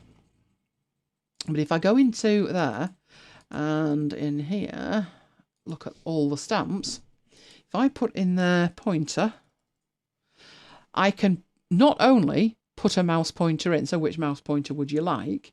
Let's say I want that one, I can drag and drop that in. Then I have a mouse pointer. I can scale the mouse pointer if I want it to be bigger. Probably a good idea to zoom in to do that. Go grab the corner and make that. I don't think I've got the corner there, have I? There we go. Make that as big as you like. Although it would probably be better if it was a vector one. But you can also use these other type of mouse pointers. So as with that selected, you can go through the whole range of them and see which ones would suit you better to highlight something. So if you were saying when you're waiting for something, why aren't you moving? There we go. You can change them. You can also make your own, and I did some vector imports. So it's by far got the most tools of any of these things. But the thing is, what do you do with it next? So you can drag and drop it out, and then you've got an image. And then what could you do with that image? Well, one thing you could do with it is drag it up to Droplr and drop it, and that would post it. But if we were sticking purely with this, Paul says it will do scrolling web pages and the annual maintenance is $12. Exactly. It's $50 when you start, and that's quite an investment for some people. If all they want to do is just annotate a few images and that's it. But once you've got that, if you buy it, that actually, Paul, is only if you buy it direct from them. If you are going to buy it, I would suggest you do buy it direct from them, because you pay £50 for the first one, but it will work on Windows and Mac. And if you pay $12 for the maintenance, you get the next ones free. So you'll never pay the full amount again. But it's also available in the App Store. And in the App Store, you pay £50, you only get the Mac version and you don't get the maintenance. So the next version will cost you £50 and the one after that will be £50. They don't even put a discount on it. It's criminal, but they don't. Now, from here, you can send these out, but it's not as simple as Droplr. Droplr's much easier. But up here, you've got your share option, so you can share it to anywhere. The ones at the top here where it says MacBites and Elaine Giles, they're actually sharing direct to Slack. You can send it to Google Drive, you can send it to Box, Camtasia. You control where they go from the preferences. So in here, these are your share settings. And you can see I've got that set to share to MacBites to the tech channel. But I do get to change that if I want. I sold Paul the first time I demoed it with editable text. It's a very, very good app. It really is. And you can drag and drop onto the Snagit screen with another shot, making it double page. You can. This version, I had high hopes with this version. They were going to add in a fantastic feature and basically turn it into Clarify. And they did and they didn't, being honest. If you grab a few images, so let's just grab these 3 images and you right click, you can do a combine in template, or you can create a video from images. Now I demoed that in a previous show, but just give you a quick one on that. Editable continuously, not just once. Yep, you can go back and re-edit it. These will give you templates that you can use, and they're basically like a one-page Clarify. So that one's got 3 images on it, custom steps. That'll do, because we've got 3 or 4. Right, you put in the captions you want in here, so you know, first image, etc. Then press the cancel button. You get the idea. You choose a title, so my simple tutorial. You choose whether it's portrait or landscape, what theme you use. So I created a MacBites theme. What font you use, what colour you use, what colour the canvas is, and what number the images are. And then you do a combine, and it creates for you a single image that you could then tweet or put on Facebook. So like that, that's now one single image. And it's got everything in it, and they have the number at the side. So let's zoom into that. That way, the other way, and down a bit. There we go. There's the number. So it puts the numbers on. You can put extra ones on as well. Right, so Deborah's saying, bought Snagit, used it for a while, overkill for what I needed. Now I just fired it up for the odd complicated job and the rest of the time to use the native. The native one's got so good, Deborah, you can do that. One of the reasons that I would use Snagit is that tray at the bottom, which is nowhere near as powerful on PC. But that tray at the bottom, you can nuke it so it's empty, and then you can bring in from the library just the ones you're working with, and it makes life so much easier. So it is a very good app, but it could well be overkill for a lot of people. So I was just showing you that you could do the sharing thing in here, and you can create these. You can click add and you can choose from any of those. So you could actually send it straight to YouTube if you wanted. And yes, it can do video. It has basic video. Say the limitation on the video is pretty much the editing, but it can do video as well. Now, once you've configured your sharing, you can then get it to share. Problem you've got with that at this resolution on the screen is that although I can see the share in here, I actually have some on the toolbar. So these that you see here would normally be shown. Let me just make that a bit wider. They would normally be like that. So I have an automatic share to Google Drive. So in relation to what I was saying about Google Drive and that public folder, when I click there, it brings me up this and it says destination folder, public. And I give it a name, which always starts with today's date, and test from Snagit. Right, I have it configured to stop and ask me for the file name. And I always put it in that order, but I never change the destination, and then I just upload it. That will then upload to Google Drive in the background, and I will get Firefox up, and I will bring Firefox over here. But what I'll do with Firefox, I will actually open a private tab. So I'm private browsing. I'm not logged in to Google Drive as me right now. And you saw that I didn't do any jiggery-pokery to make that shareable publicly. It just shared publicly because I'd configured it correctly. I could probably do a 3-hour session on it. It's got that many features. But we're doing a very brief session on it by comparison with the built-in stuff and Droplr. So we've done a share on that. And we've got a graphic, we've edited it slightly, etc. So we've done a bit. Right, let's get rid of that one. It also tells you where and when the clipping came from. Yep, and you can put that, although I've just shut it down, you can actually have that displayed at the bottom of it as well. Now, Droplr. How does Droplr differ? Well, looking at it today, not as much as you would think, to be honest. First thing it has, let's get back to a blank browser page there. Right, first of all, as I showed you, anything that you've shared, you have view all drops and you have the last few drops. So one of them was Mike as Freddie. Now that was shared about 4 or 5 days ago, but it's still there. And if you look at the icons that you've got, to move that way, there we go. You've got the link icon, you've got the pencil icon, the hand, and the delete. So obviously this one removes it. The hand, I have no idea. And my mouse is acting up at the moment, but I know this first one is the most useful. I've just copied the link. So now I can paste it into my browser and we'll see Mike in all his glory. Look at him, bless him. Let's just say the plate was handy. Very handy.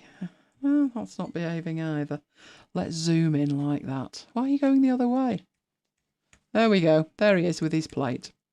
So I did that just by going up here and choosing one of these. So some of the other ones we shared. Mike in his other outfit. Bless him. These were 2 concerts we went to. Actually, you did very well in that ABBA outfit. You picked up that many women. It was frightening. Got a few wolf whistles off the guys as well. Right, so there you go. Let's put that in there. So that's the first thing that you can do. But normally how I use it, when you've seen me using it, I've gone and got a graphic, I've dragged and dropped it, and that's it. That has been my use of it. I then paste that somewhere, usually in a chat, for you. You love Mike's commitment. Oh, yes. There is lots of commitment needed, or committing. So that's what I do with it. But because you challenged me with it, I went and had a look at it, and I was blown away with what it could do. Whoa, when did this happen? So up to Droplr, and you see you've got upload file. Well, that does exactly the same as me dragging and dropping a file up there. But you'll also see there is a screenshot option. So if I start my screenshot, instead of actually doing my screenshot, I start it up here. And you'll see it's fractionally different, the shortcut key.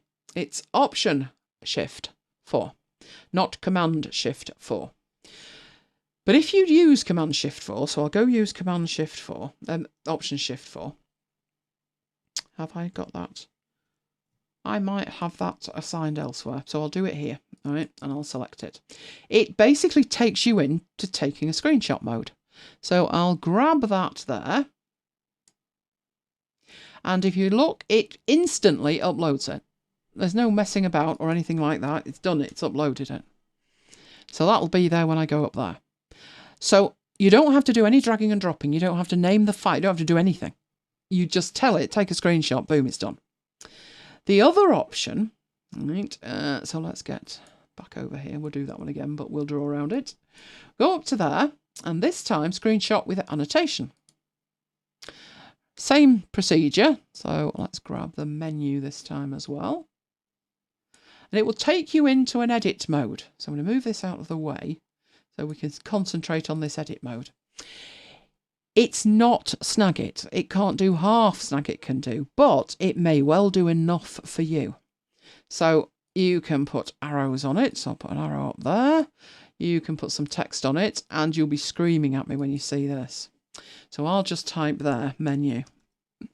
It's Sketch, isn't it? Sketch from years ago. You've also got the ability to blur. So if you wanted to blur something out, you can do that. So we could blur the whole thing out. There we go. You can put feedback on it. Oh, let's have, where was that good one? There we go. You can pop that on it. So yeah, you can scale it. There we go. All of this remains editable. You can go back and edit that, edit the text. So if I wanted that to actually say menu bar, we can do that. So all of this remains editable until you've actually finished with it. You've got the ability to draw around stuff. You can control all of this as well. So if I went in and I wanted a highlighter, and I wanted the highlight to be like a gold colour, I can do that. And that's a pen, isn't it? Where the heck's the highlighter gone? There was a highlighter. There it is. I'll do that on the MacBites one. There we go. Is Droplr subscription? It is at the moment. Now, I do not pay a subscription for it. It's $4 a month at the moment, but don't create an account. I say that because if you go for a trial now and then you take a subscription and you decide later you would like a lifetime deal, you've got problems because you've already got an account. Sometimes the lifetime deals are only for new customers, and a lifetime deal cost me £18. So by comparison to $4 a month, I think it's actually $18. $18, I will snatch your hand off. How you get that deal is by keeping your eye on somewhere called Stack Social. And they do deals in one of two ways. It's either a lifetime deal direct with Droplr, and it's one app, or you'll find it in a bundle, and the bundle will contain a lifetime deal. So you just need to keep your eye out for that. If there is a lifetime deal on it, I would seriously suggest getting it. I've had it for 4 years now, so I'm well into my it was worth the money. I persuaded Mike to get one. He had to pay $22 because he prevaricated and went up $1 a day, which was a big mistake, wasn't it, Mike? But still, £22 for a lifetime deal is fine as well. So at the moment, yes, it is subscription, but it might be an idea to have a look at what it can do. Maybe make a fake account with a fake email address, just saying. Capto's very similar to Snagit. Yes, Capto can do video. Capto is probably better than Snagit for video, and it can do half of the other stuff too. We looked at Capto when the new one came out. I remember that. We did. I was actually quite surprised at all this could do, to be honest, because it didn't used to do this. There was no annotations, but now the annotations, I would say, are easily equal to Sketch. And then all you need to do is save and copy the URL. And same principle, when we go into the browser and we paste that in, Stack Social's well worth keeping out. It is. They do have some very good deals. Sometimes it's kind of hidden away, to be honest. They hide them away in a bundle of 10 and you're thinking like, no, no, no. And you come down to like one of the last 1 or 2 and you think, wow. And it's a great deal. You can see here it says try for free. I think there is... can I open that up in a new container tab? But I'll open it up in my container tab. That'll do nicely.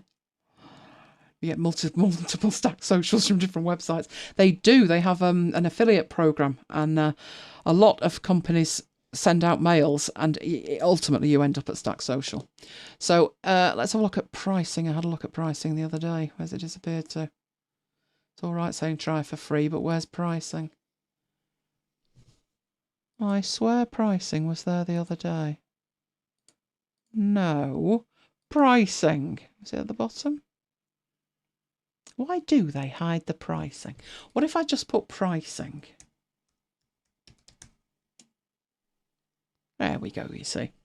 So we ignored the business one, which is silly, but there's $4 a month or $5.50 a month. And then there's an annual billing as well. There was a comparison that we looked at. It was basically the screen recording length. which is a minute on Pro. But to be honest, if it's longer than a minute, put it on YouTube. Bye now. Yeah, right. No. No.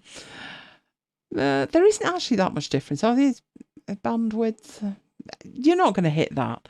I think if it's a lifetime deal, it's probably going to be the Pro, not the Pro Plus. I've no idea which mine is. Shall I log in and try and find out? That'd be an idea, wouldn't it? Droplr me. Me.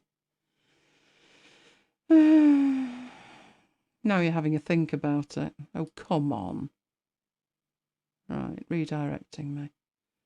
Right, there I am. Does it tell me?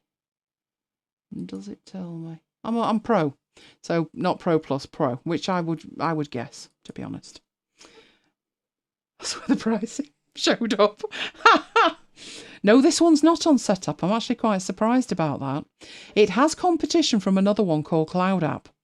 I reckon what they're trying to do is become more of a corporate solution, and that's where it's heading over to be honest.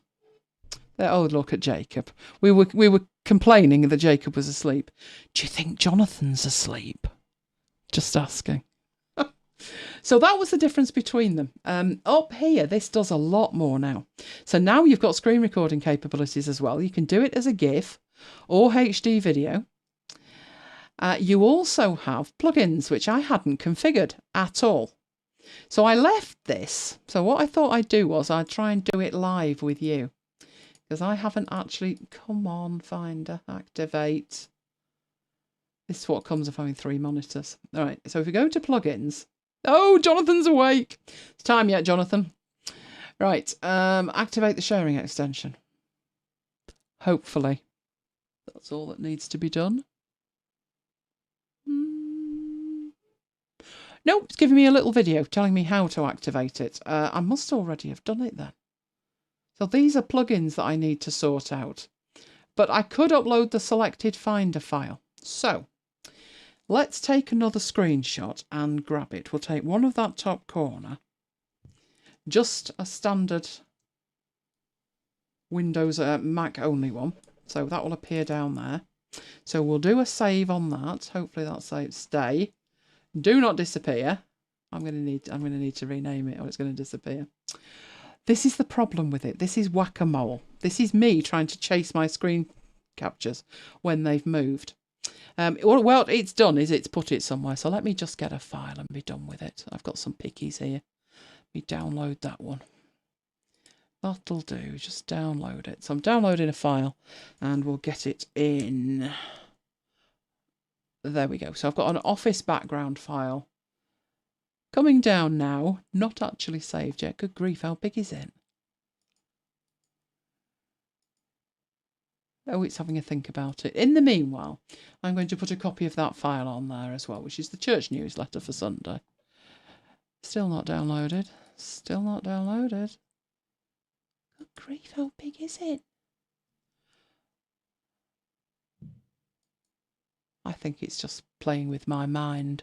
Right, I'll use the one of Mike, Brooklyn's meeting. There we go. There's Mike's meeting.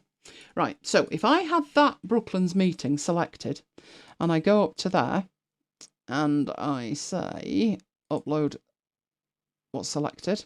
Ah, now it's allowed. Now it's started. Right, yes, that's what I wanted to do. About 20 minutes ago, you were supposed to be putting that up. Let me take this off the screen, activate it, do all the magic bean stuff. Right, I'm in. Right, so that gives you this. In here, we should find Droplr. I thought it was enabled. There we go. Right, that's done. So with that enabled, I should then be able to go up to here and upload the Finder file. That looks like that's worked. We can check that by going in here, and there it is. What on earth is that? Are you going to open it? That looks green, and that wasn't what I put up there. Didn't manage that very well, did it? Oh dear. Right, but that's what you're supposed to be able to do. That's an image though. So up here you can also choose upload a file and then go and choose the file. So if I wanted that to be uploaded, I could go and choose that. And that's PDF, not an image. So it's a good way to share files as well. That's why the account has a limitation on it, because it doesn't want you uploading huge amounts of things. So there's our church newsletter. I can then select that, which is the link, go get a browser page and paste it in. And this time there's no preview. It doesn't preview PDFs, but you do get a download button. I swear I had a branding logo in that corner as well at one point, so I might have to update the format of it. But Snagit wouldn't let you upload things like PDFs. It doesn't give you a landing page. You have to have somewhere to send it. So one of the major differences between the two is that Droplr's providing you with cloud storage space as well. It's faster than Snagit in terms of I have to stop and name the file. I also have to have the back end configured, the plumbing in place in such a way that you can do that. So I've done it with Google Drive, but it doesn't give you any help at all. And there's no storage available with it. But in terms of the two, I'd say unless you have quite a lot of uploads that you're doing or screen captures, stick with the built-in one. It's perfectly adequate. Wait for a special deal, or use something that's in setup maybe, if there is anything in setup. If I see a deal on this, I will be sure to let you know. Right, I need my keynote back now, because now that's acting up again. Joy of joys. Right, freebies. You've seen the freebies, you just don't know what they were. It's 3 business WordPress themes, the prices of which go from $19 to $44. I'm not sure I put the links in there, Mike. No, you didn't. So I'll sort the links out for you guys while Mike's sorting out his bits and pieces. So the first one's called Grassy, the second one is called Pecco, and the third one is called Angora, and I do have the links for them. They are free until the 2nd of May, so I will make sure that you get hold of that. So you needed me to remind you to record things, unlike me, just saying. I'm glad you found that useful, Kim. Any other questions, let me know. Before we head over to Sunburst, Treemap, and Waterfall charts. It's a 3-for, not a 2-for. 3-for. Right, let's get you handed over That's to Mike. because the short demos. Mike and his squeaky chair. Right, let me get over to you. You are there. When I went to take the dog out, I happened to bring back some half a Toblerone. Half a Toblerone came back with you. Could you possibly shift that thing off the screen I'm about to share? Unless you're in, it might be nice. Unless you're intending to share that. No. Can't get the staff. Right, there's Mike's screen, and his audio should be already there and ready to go. It should. Okay. I'm sure they'd have let you know if they couldn't hear you. I'm sure they would. Oh no, see look, Deborah says Excel and things I've never even heard of. But by the end of the demo, Jonathan will be so excited to get it on a slide, and Deborah, you will have heard of them. So over to you, Mike. Things I'd never heard of as well. Right, what I thought I'd do this week is cover 3 different charts. The relatively short demos, they are also relatively new types of chart, not new types of chart in the world, but new types of chart for Excel. They were added in Excel 2016. So as a concept, waterfall charts, Treemap charts and Sunburst charts have been around for quite a long time. In the same way that Microsoft didn't invent bar charts, pie charts and line charts, because I don't know about you, but I was doing those at school with a set square and protractor and compass, yes. So Microsoft decided to add these in 2016. But I'm going to show you examples of where you might use them. So let's start with a waterfall chart. It's ideal for showing how you've arrived at a net value. And most of the examples that I've found were to do with finance. But I'll show you another example as well, which is nothing to do with finance. But what it basically does is breaks down the cumulative effect of positive and negative contributions. Now that sounds a bit of a mouthful, but imagine that you've got a cash flow forecast.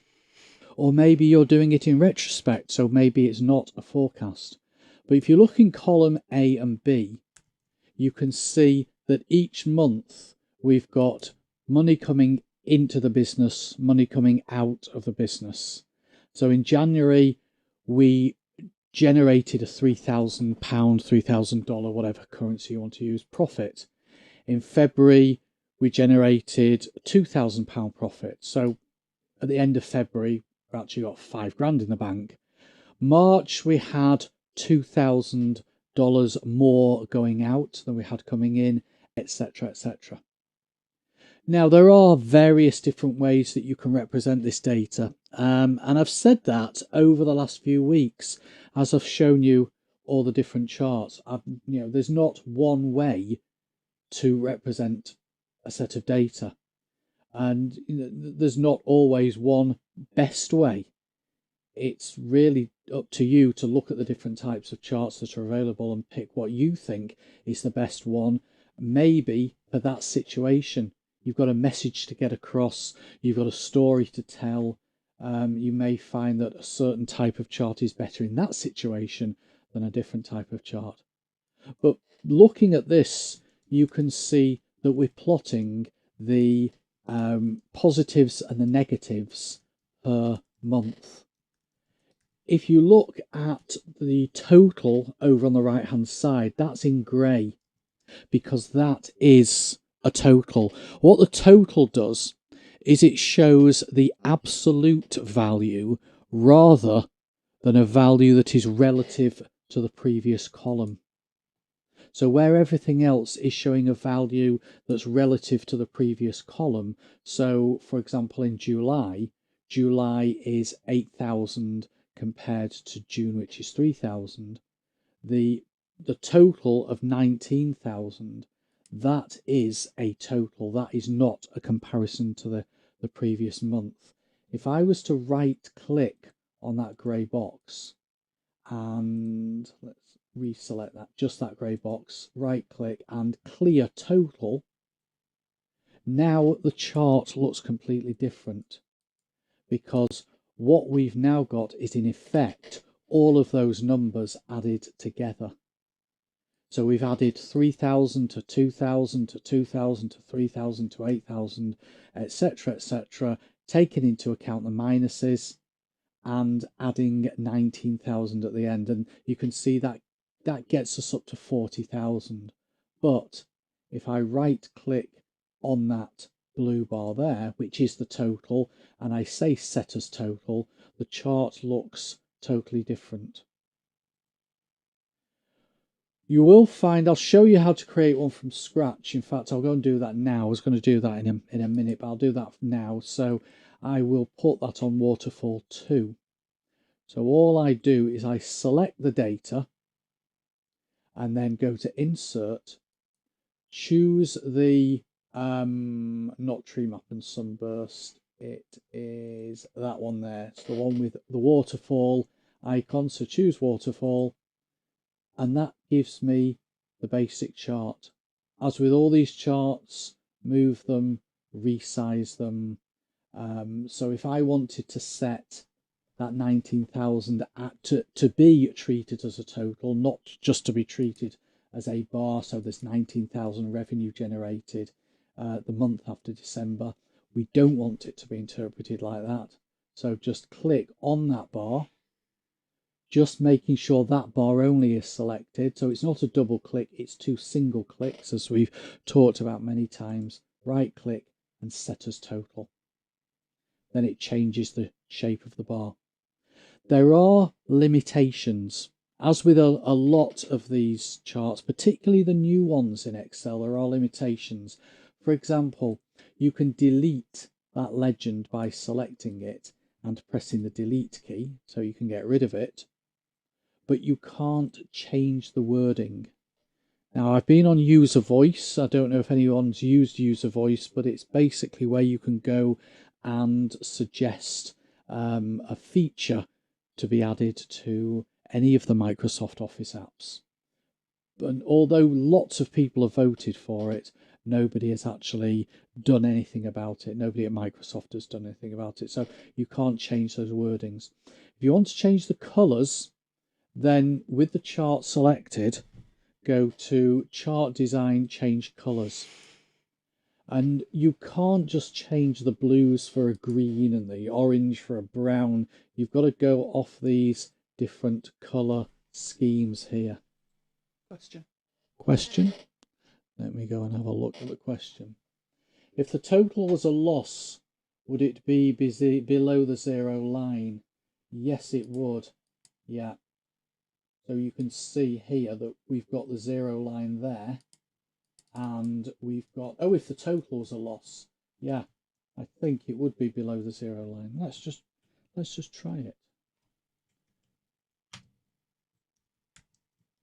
Yeah, it is. You can see the 0 line is there, and the total is below the 0 line.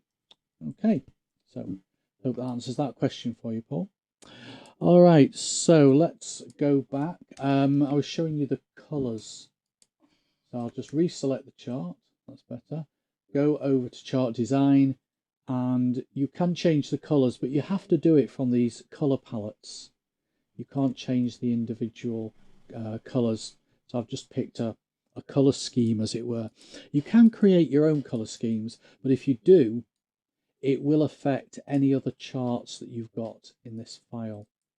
The other thing that you can't do, and I don't know why you can't do, because it's a great feature, is in the newer charts, the waterfalls, the tree maps and the sunbursts, you can't select the chart title and click into the formula bar and pick the title up from a cell.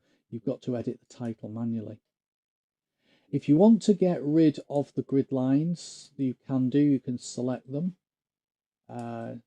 Come on, no, it has selected them. You get a marker at either end and press the delete key.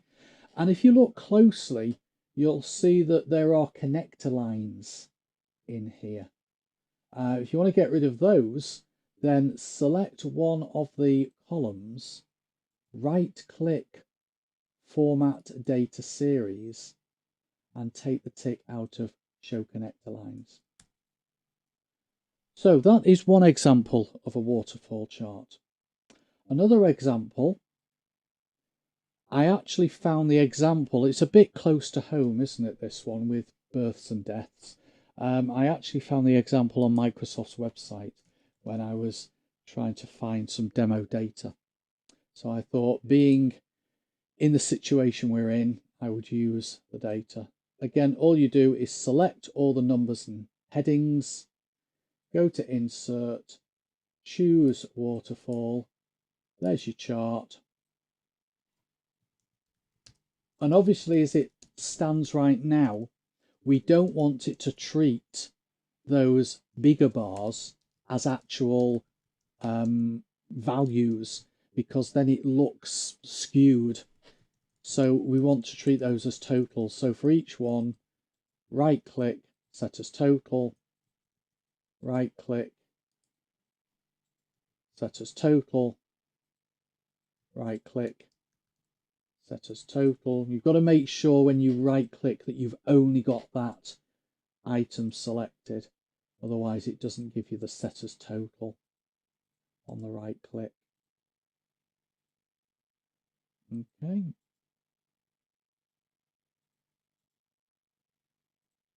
There we go. So there's another example of a waterfall chart.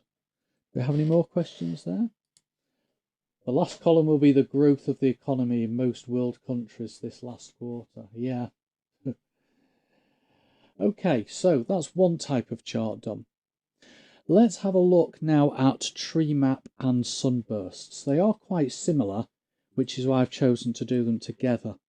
And what they basically do is show you hierarchical relationships between data. So you have to have the right kind of data.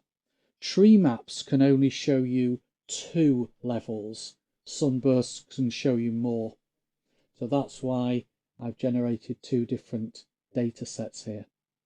But what I've done is I've tried to keep it relevant to Apple. Well, I have kept it relevant to Apple. I've just made up the numbers.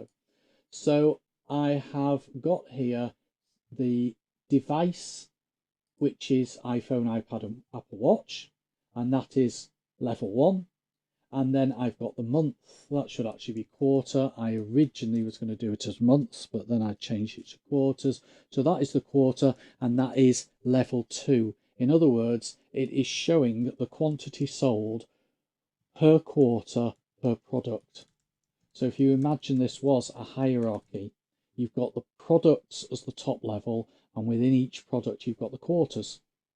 You could drill further down. Within each quarter you could have months, and I think that's what I've got in this demo. Yeah.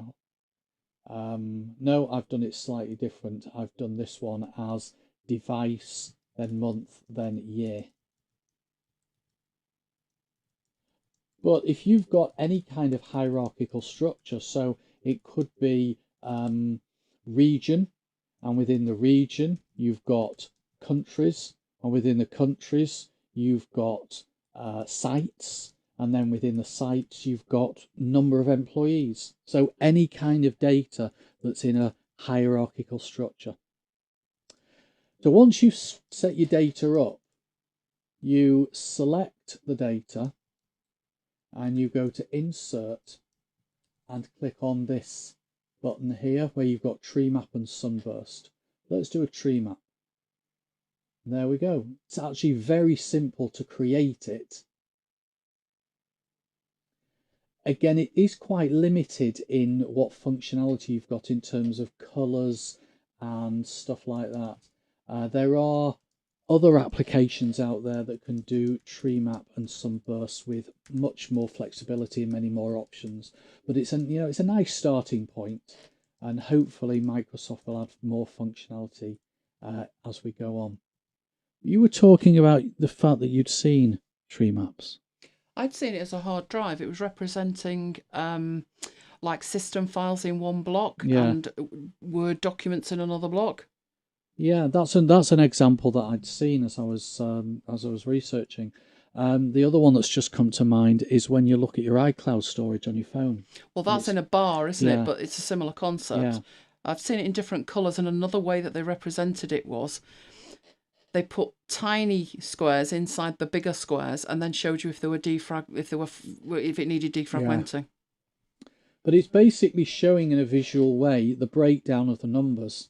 So we can see 2019 Q4 is a huge amount, which you can see there, 40,000. That's traditionally when iPhones come out, but not always. And then 2018 Q4, again, we've got a high figure, if I can find it, 2018 Q4, yeah. So it's basically showing you the relative values within the whole, broken down by this hierarchical structure. So that's a Treemap. Jonathan's seen those. You've seen them? In grand perspective. Yeah. Okay. And let's go on and have a look at Sunburst, which is similar but different.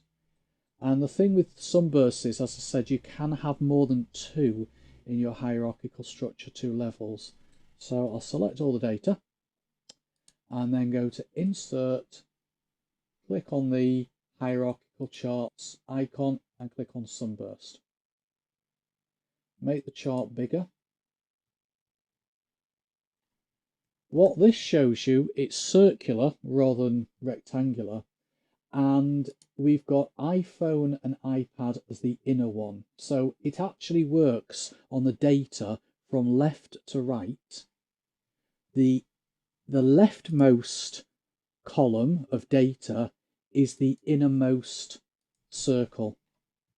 And then the next column in column B is the months. So then we've got the months, and the right-hand column is the years. So the years is the outer one. If you wanted to change that, you'd have to rearrange your data. You can change the colours by using the change colour option up here. But basically what that is showing us is that, well, I'd say that sales of iPhone and iPad are pretty equal across the 2 years. But sales in June 2018 and June 2019 of iPad are more than the rest of the year, and sales of iPhone have peaked in September, which again, that's the usual month that they bring out the iPhone, but not always. One thing that is missing is some of the month names, because it's just either the slice is too small, the piece is too small to get them in there. You may be able to get them in if you made the font smaller, but that might make it unreadable. But that's just, it's put 1 or 2 extra in. That's just one of the limitations of Sunburst charts. And as I say, hopefully Microsoft will improve this functionality as time goes on. It looks like the European Parliament. It does actually, doesn't it? I bet you could represent the European Parliament with it. So there we go. There are 3 different types of charts. They're quite unusual charts, and they are relatively new charts. So I thought I'd do those together. So that is charting for this week. Right, okay. Any more questions? Hello, Stephen. Busy getting ready. Oh, YouTube video for the church. Yes. Our priest made an attempt to improve the audio. You'll like this one. He left the lectern and put a temporary lectern in nearer the iPad, which is quite impressive. Shouldn't the ears be on the inside? If you want the ears on the inside, then you would have to rearrange the chart. And it all goes. There we go. So year, and then I guess we'd want the month. Oh, that looks pretty. Okay. Totally unreasonable. Yeah, shall I recreate it? See what it gives us. Insert Sunburst. Yeah, I found sometimes that if you rearrange the columns, it does go all skew whiff and you end up having to recreate it. But there you go, there's the ears on the inside. So yes, it works from left to right, Neil.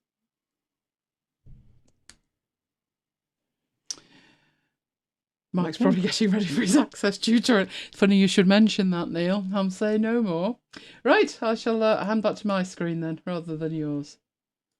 Okay, you can play what you like now on your screen, Mike. I've just been told by a friend on Facebook, she spent 8 hours watching videos from holidays in the 80s and 90s. I couldn't sit still for that long. Just me. Right, Jonathan's got a question, Mike. Do you need the screen back? How am I rearranging the columns? You could show him that. It's fine, we'll go back to Mike. There we go. All right, I'm eating a piece of Toblerone. Right, so professional. What I did, Jonathan, is select the whole column, hold the Shift key down, and point at the edge of the column, and then just drag. That's the quickest way to do it. So select the column, hold the Shift key down, point at the edge so you get the 4-headed cross, and just drag, and then let go of the Shift key in the mouse. Right, we're done. I think so. Right, okay, I should take back the screen. Stephen said he's resorted to using AirPods to record the sound on a nearby iPhone. What did I say our priest should do? Pretty much that, Stephen. Pretty much that. But he's a technophobe. He's a technophobe. I would be quite happy to line it up. I think it would make a huge improvement. So we'll find out. We'll find out what happens. The thing is, where he is, I can't get it back off him. He hasn't got an iPhone, he's got an Android, so he's got no AirPods. It all gets complicated, but I think life should be easy. I actually was about to suggest to him that he rang me from his phone and I would record the audio here. The video's passable. Not brilliant, but passable. But the audio, no. But he's sent out a snotogram in this week's newsletter. And the snotogram is to the effect of, we're still learning this. If you don't like it, can you just sort of button it? which I thought was cute. Oh, what can I say with him? You know, he was so cool. He was so cool, but he's very stressful now. Right, okay. This was another thing that popped up in Marooned. And it was in relation to a screenshot that I took of Mike, which you saw earlier. And he had this fantastic background. Now, you've got lots and lots of options when it comes to Zoom and backgrounds. So I thought I'd take you through them all. So this is going to be very interesting, as we're going to have Mike in another room very shortly. But for the moment, Zoom. Do you want to go in and show them that bit? Which bit? Well, you've taken the thing off, so I'm going to switch to yet another screen, and then you can take us through where the option is, and the fact it's turned off by default, and what options you've got to turn it on. While I explain, you will only see this if you are using certain... Hang on, we don't want to go back to Mike. No, we want to go next door to that one. Excellent. Right, this is another machine. So Mike is... in another room, on another machine. This one's called Faith. And that is what he looks like in Zoom. So, he's got the lights on. Whenever you're ready. Right. Have to wedge the door open. Okay. Not normally a problem, hearing me. So, he's logged in. He's in a room. Obviously, he's on his own at the moment. Down in the lower left-hand corner, you have the audio and video options. And in the video options, you can turn on, well, you can get to the preferences and you can alter your background. So in there you go, Mike. There he is, look at that. Hey! And you can see our background, which looked a whole lot better yesterday. I don't know what he's done with it, but never mind. So, the options that you've got, by default, you're on none. If you do not see the option that says background options, it's because you're on the wrong OS or your computer isn't powerful enough to do it. That computer that Mike's on is from 2014, and we've run it on a 2012 computer. iPhones and iPads seem most able to manage it. So the problem that Mike has, he is on High Sierra, and High Sierra doesn't support it. So it's not the computer, it's the operating system. So as you can see, you have a handful of options, and there really is only a handful of options in there. So he's got the lovely grass one. Oh, so I'm so pleased, Kim. Kim's cousin's getting better. That's fantastic. Has been in my prayers, Kim. So go on to the... Oh, he's already switched. Bless him. Right, so he's now on the space one. Why don't you go on to one of the video ones, Mike? So that's a video loop. You could use a longer video, but obviously the shorter and the fact it's looped, you're not really noticing that it's on a loop. Wasn't there another one of the something bridge? Was it the San Francisco Bridge? So this... I wonder why not. How strange. Maybe you lost it when you put your custom one up. But you can use video, as you can see. It's better if it's a looping video. Now, I have seen with that used this week. This was a woman, a reporter, who was stood outside St Thomas's Hospital the day they let Boris out. And I said to Mike, she's glowing like a Ready Brek ad. But they said she was live at St Thomas's. She wasn't live at St Thomas's. There was no way. You could see the edge. But behind her, the other thing that you could tell, it was a looping video, and this security man kept wandering up and doing exactly the same thing throughout the report. It was very off-putting. But there are two very nice videos there. Now, do you want to try closing the settings and so we can see you on the screen, Mike? Mike's hair is special. Mike's hair's longer than he would normally have it, I'll tell you, by some considerable amount. Yes, start your video, Mike. There he is. Way! That actually looks pretty good. Now, bear in mind, that is not green screened. He's just sat in front of, I mean, it's fairly plain, but it's not a green screen. And if he was sat with a green screen, it would be even better. There is an option in there that you can turn on a green screen if you want to do that. But the other night, it keeps changing colour. The other night, have you got the front light on, Mike? Yes, you can tell. Looks good. Right, the other night he was doing his what is comical, Mike, as you're turning your head, more of your hair appears or less of your hair. So it looks like your head's changing. Fabulous. It is. It is. Although 2 of our friends have shaved theirs, haven't they? Don't keep doing that. It's springy enough. Right. So that's what the video looks like big. Now, what Mike wanted was to have a professional looking background. So do you want to switch over to your Brooklands one that I made for you, Mike? So you can actually add in your own background. Amazon order a pair of clippers. Oh, he's not going to let me get a pair of clippers near him. You need to change the size of that, Mike. There we go. Excellent. Right, I did that. I made that, and I did it a certain size, which I thought would work well, and I think it does work well. So I will be showing you how to do that. Remind you, you're all being incredibly cruel to him, and he can't read the chat at the moment. I'm coming back in. There you go. Look as he moves. Right, we'll be heading back in there shortly.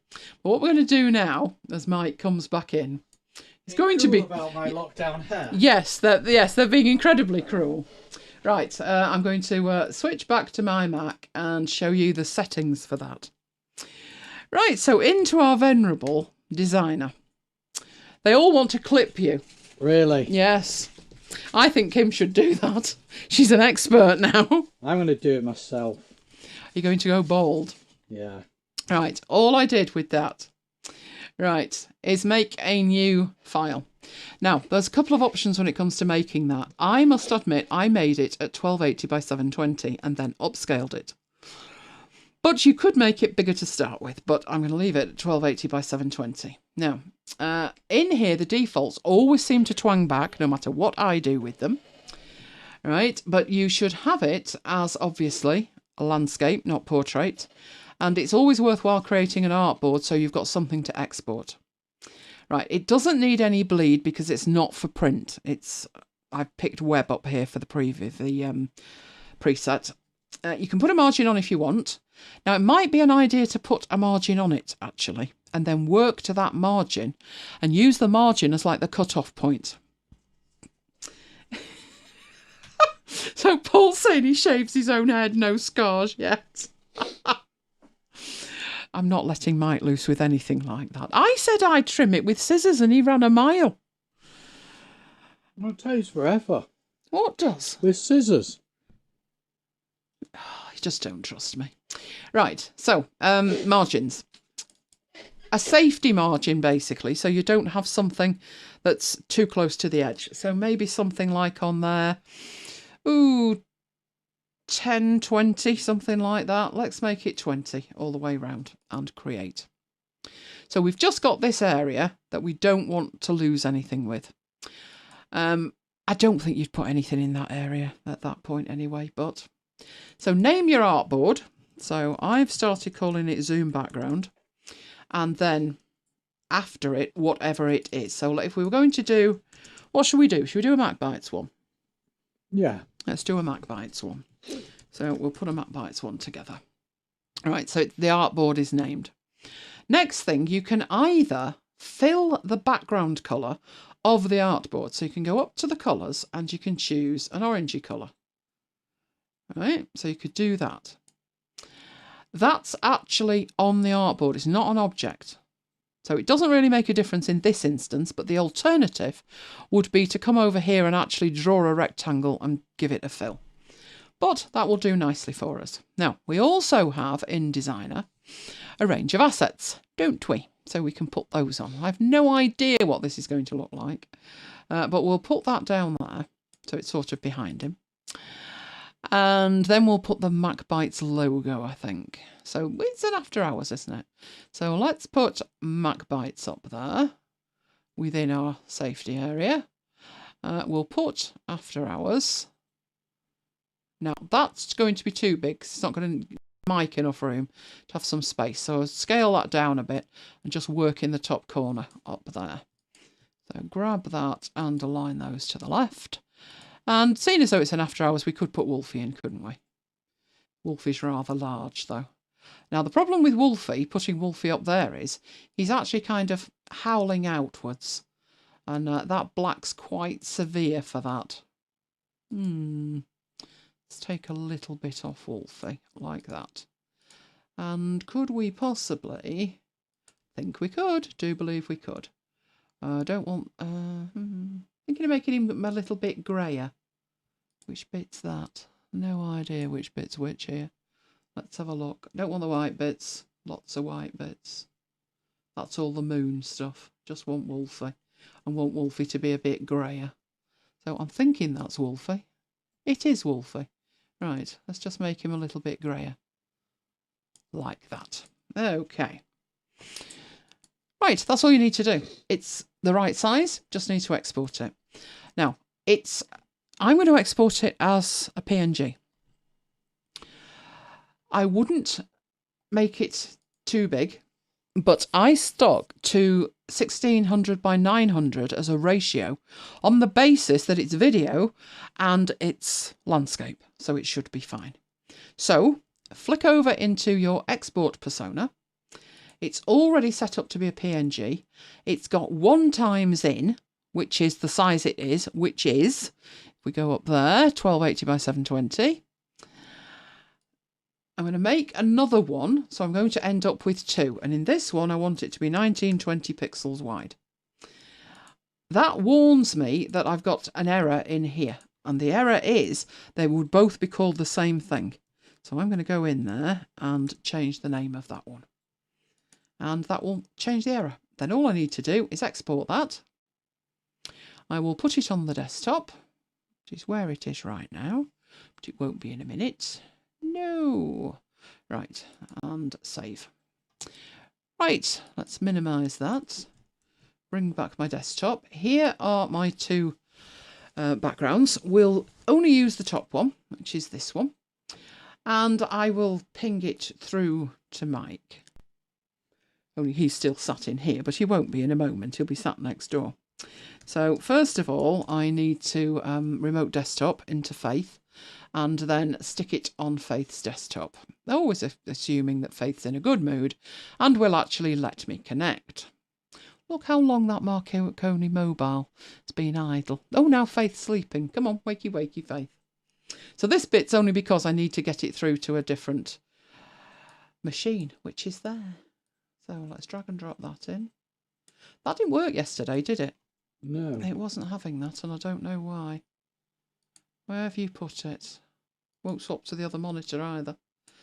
Can I?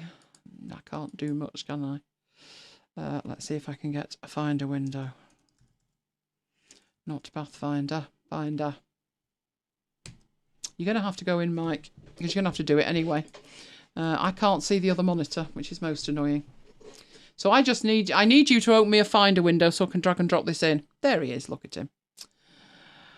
And his background's come back now, he's moved. It knew he was there. Right, let's have it in Documents Local then. Excellent. Right, Mike's got it now. So I will switch over to the other one, Mike. So let's switch across to Faith. Right, show them how you add that into Zoom. So back up to choosing the background, the virtual background.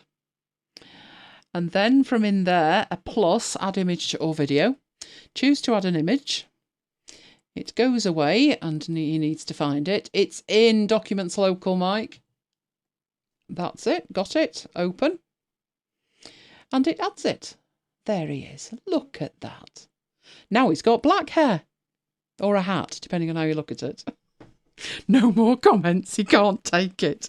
Now, you'll also notice on that, that's actually done a pretty good job. Because the Brooklands 196 on his shirt is also orange. But it's done a good job. You can see a little bit of the chair as he moves. But if he lifts his head up a bit and actually looks at the camera, then it goes away. Excellent. Excellent. So, you can use... You want to come back in now, Mike? You can use static images. You can use video images. You can use rotating videos, all kinds of stuff. So let's get back to my iMac. So you could make your own videos. You can use your own photos. So we had people when we did it for our group, and they had all kinds of images up. You should have seen them. It was amazing.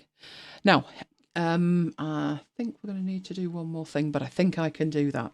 We had a question from Kim, which was, how do you get it to use a static image? Now, that you would think was exactly the same, but it's not. So let me go into Zoom. Reporting from MacBites headquarters. There you go. Paul says yours is much tidier than his. Right. This is the Zoom application. So when you come to use Zoom, you have an option not to create an account. You do not need a Zoom account to attend meetings.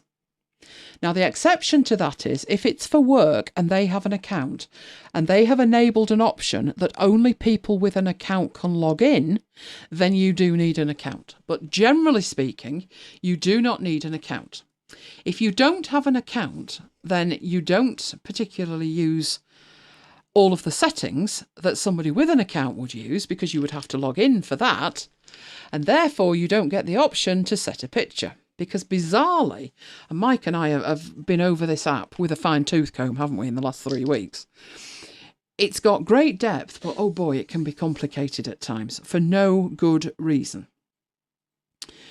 So in here, you have a set of preferences. So this is your app. You can see your chats from previous, in fact, you can actually start a chat just like you would in Facebook. You can see a list of your meetings. You can see all of your contacts, which I haven't hooked up to. And you've got this home option where you can create a new meeting, join a meeting, schedule a meeting, or share your screen. You also have the settings, and you can get into the settings. Now, the settings are quite extensive, and because the settings are extensive in here, it's understandable that you may think to yourself, these are all the settings there are. So the first set is the general settings, including things like whether you have it dark or whether you have it light. So I use the system settings.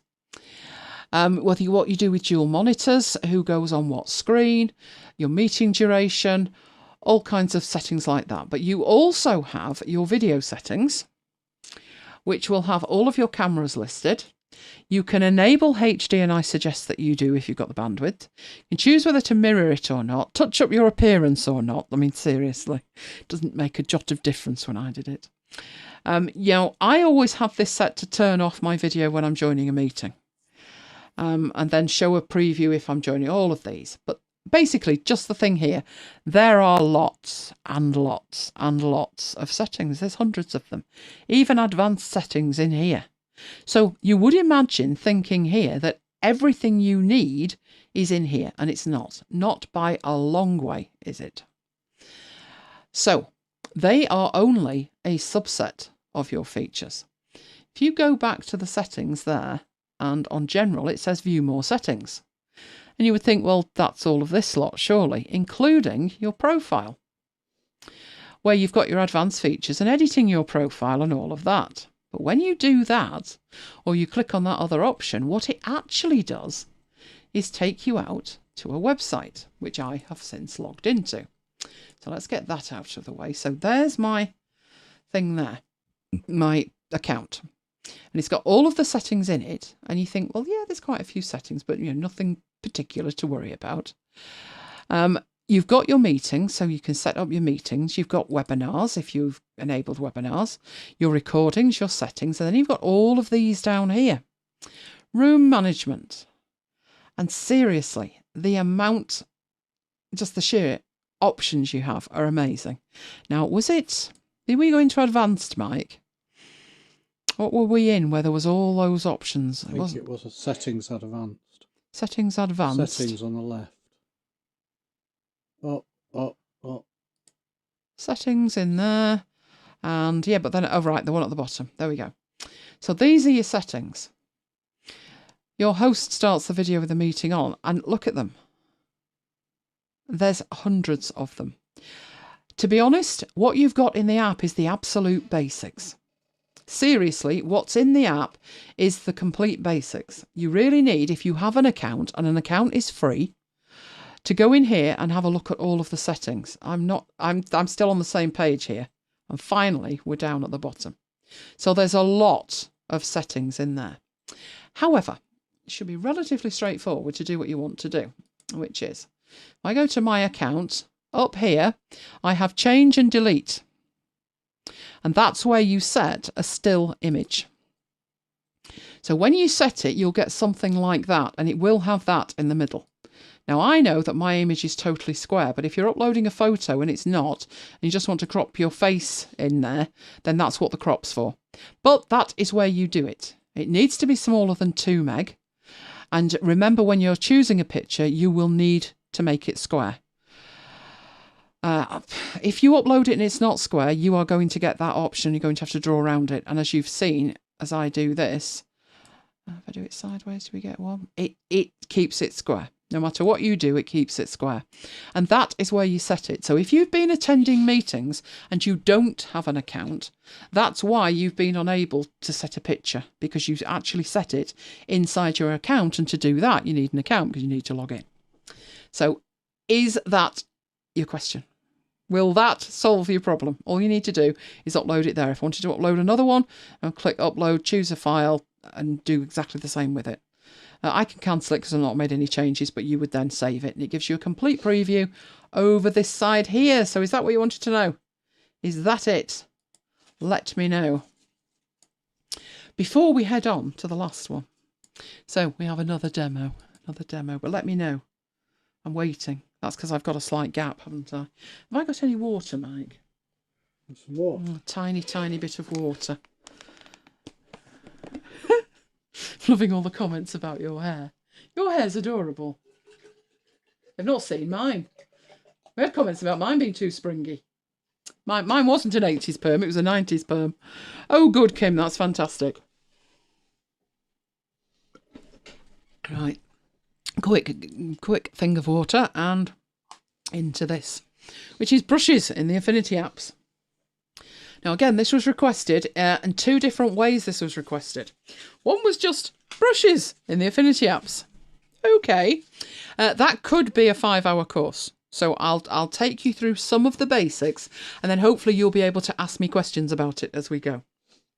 The other thing was far more specific that we will have a look at, and that was putting it on a path. So let's go in and have a look at that. Now, first thing to think about with brushes.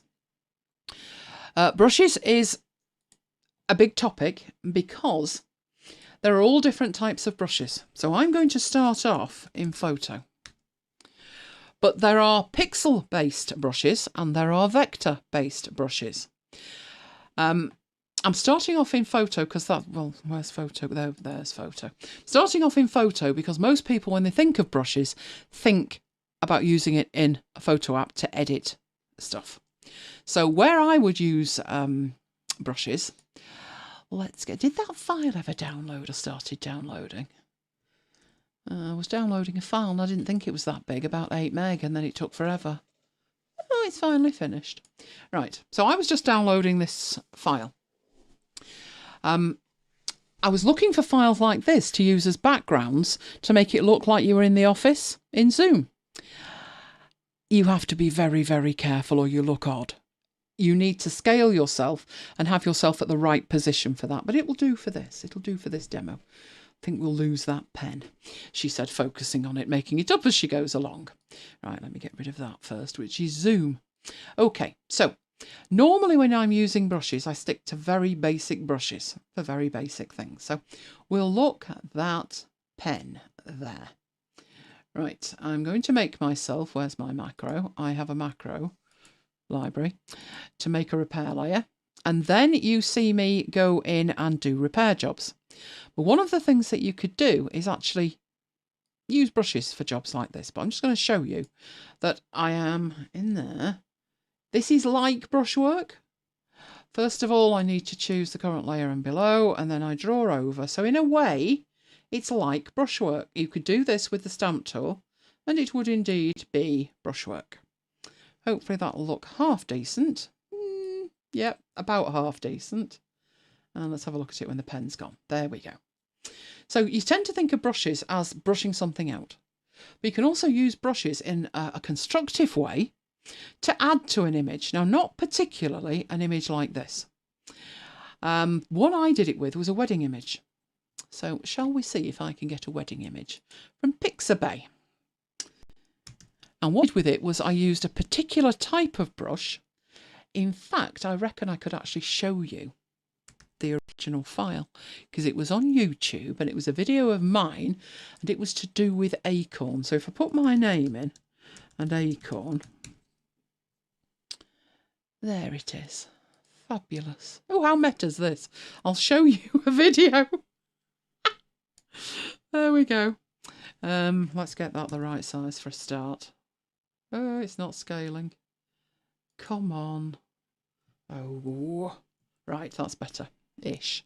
We'll just scroll down. Right, so this is a video that I did. Let's move through it. So it started off like that, and my whole object was to turn it into something like that I did with brushes. So when I say brushes are for adding items to it, I mean like that. Need a bottle of hand sanitizer. Whoa, what for? Did I miss something then? On here, I need to put in a bottle of hand sanitizer. Right, let's see if I can get a wedding picture and find something that would do with it. If not, we'll work with what we've got. Oh, these are weird photos. Nobody's head's on them. Right, that one will do. I have a wedding photo image, which hopefully won't take forever to download, like the last one. Let's have a look. Starting to download. In the meanwhile, we will look at the brushes. So in here, you have brushes. But what to do with them? So you first of all need the brushes panel open. Now my brushes panel is open. It's over here, but there's nothing in it, nothing to see. That's because I sanitized, see what I did there, Neil, the brushes panel to take away all of the demo ones that I'd already done. But if you go up here, you've got brush options, and in here you have collections of brushes. So the basic brushes are these ones, and these are the ones you tend to use when you're doing things with brushes. So if I want to work on a mask, for instance, contemplating how best to work on a mask right now. No, it'd take me too long to set it up. But these are the kind of brushes that I use. So they are round brushes. They are either hard-edged or they're soft-edged. So first of all, I'll take you through. You tell me if I'm on the right track with what you wanted to know about brushes. Not using the stock option. Oh, good point, Renee. Good point. No, I didn't, did I? Silly me. Right, I'll do that then. Where's my studio? Where's my stock? Oh, my stock's supposed to be showing. Where is it? There it is. There we go. So it's set to Unsplash, but you've got Pexels and Pixabay. So if I try Unsplash and put in wedding, do I get something nice? I need heads. That's what I want to do, wouldn't it? That one's pretty decent. Let's get that one. And all that's managed to do is to take me out to there, crying out loud. Oh, let me get the one that I downloaded. Here we go. Here we go. One wedding picture. Right. So what I would do with that is kind of soften down the edges. For that, I could use a brush. I would make a new layer. So let's get rid of this now. But there's my brushes. So I'd make a new layer and get up the brush tool, which is B for brush. You can see I've got really weird brush on there. I'm going to need to change my brush. So I can change my brush by choosing a brush from the brushes palette. Or, once I've got the brush tool selected on the left-hand side, across the top, all of these contextual tools change to things you can do with the brush. So taking it from the left-hand side, the first thing you can do is slide that up in scale, and you can go up to over 4,000 pixels. If you take it that high and you move it in, you can see what the problem is there. You can also scale it, and this is what I use all the time with square brackets. The left bracket, what are you doing? It's as if the shift key's held down. Possibly because that's on there. Let's have a look. That's better. There we go. It scales the brush. So they're the square bracket keys. They are the same on any application. Right, so at the moment we are on 100% opacity, 25% flow. Now a lot of people get confused with how these work. Opacity is talking about the actual colour at the point that you click, and at the moment it's 100% black. It doesn't look 100% black because the flow is set to 25. So these two completely interact. If I do that now, you can see that that is black in the middle. It's doing weird stuff. I think something's pushing a key on my keyboard because it should not be doing that. That is very strange. I'm not touching anything. And it's flashing black and white. Don't you love a demo like that? Okay, that should be black. It is when I move it. I think I've got a mouse problem. But it's very, very soft at the edges. So your opacity is 100% black. If you change that down to sort of less than 50, you can see through it. You will paint with black, but only at an opacity of 37%. The difference with the flow is like thinking about how dry your brush is. So if you think about loading a brush up with paint, if you load it up 100% and you paint on a wall, you'll get 100% paint. You'll have 100% black and 100% flow. But if you only loaded the brush up with 50% of the paint, it would still be black paint, but you'd see through it because there's less of it. It would go less far. It's the dryness of it. Then there is the hardness of the brush, and at this point the hardness is 0. That talks about how hard the edge is. So now I'm going to make that a bit smaller, or I'd love to make that a bit smaller if it was working. My keyboard's acting up again, Mike. Picks its moments, doesn't it? I think something... That's me hitting it. I think something's upsetting it. Oh, hello, Tracy. It's still not... Oh, for crying out loud. What are you doing? Struggling with the keyboard tonight. Okay. Let me take the size of that down manually. Over here, so we can see the hard edge. A little bit more wouldn't be missing. There we go. So as you change the hardness, take it halfway, it gets softer at the edge. Now, should you use hard? Should you use soft? Depends on what you're doing with it. What I'm trying to do with this is put some soft whiteness around the edges of the image. With a soft brush like that, I may want to make that a bit bigger. And the hardness on that is 25%. I actually want that down to 0, so I would do that up there. I'd also change the colours so it's white that I'm painting with and soften it down like that, where I'm painting on it and I'm getting a softness around it. For something like this, you could make that brush much, much bigger and it would give you a lovely softness at the edge. So sometimes even when you don't particularly want to paint that big, you want that level of softness around it. So like that. Now, that's far too much, but what I could then do is use exactly the same technique, but with a different tool. So if I go in here to the erase tool, this has exactly the same principles. It's going to use a brush. And I really want that to make it so I can see the face. The face is here. So doing that and hopefully erasing that. What is it doing? There we go. It's a little bit too much. It's really slowing down this. Must be having a moment. There we go. So just about right. So brushes aren't just used with the brush tool. They can be used with other tools as well. So we've got that bit. Now we want to get clever with the brushes. Very clever with the brushes. So let's have a look at the other brushes that you've got. And at that stage, I would probably put another layer in, keep everything separate. So what I've drawn is that. You can see here that there is some white there. You can't see the transparency.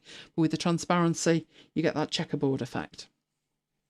So I'm just keeping everything separate. So here, I'd probably put vignette on it so I know what it is. And then this bit might be, what would I call that? Depends on the brush I use.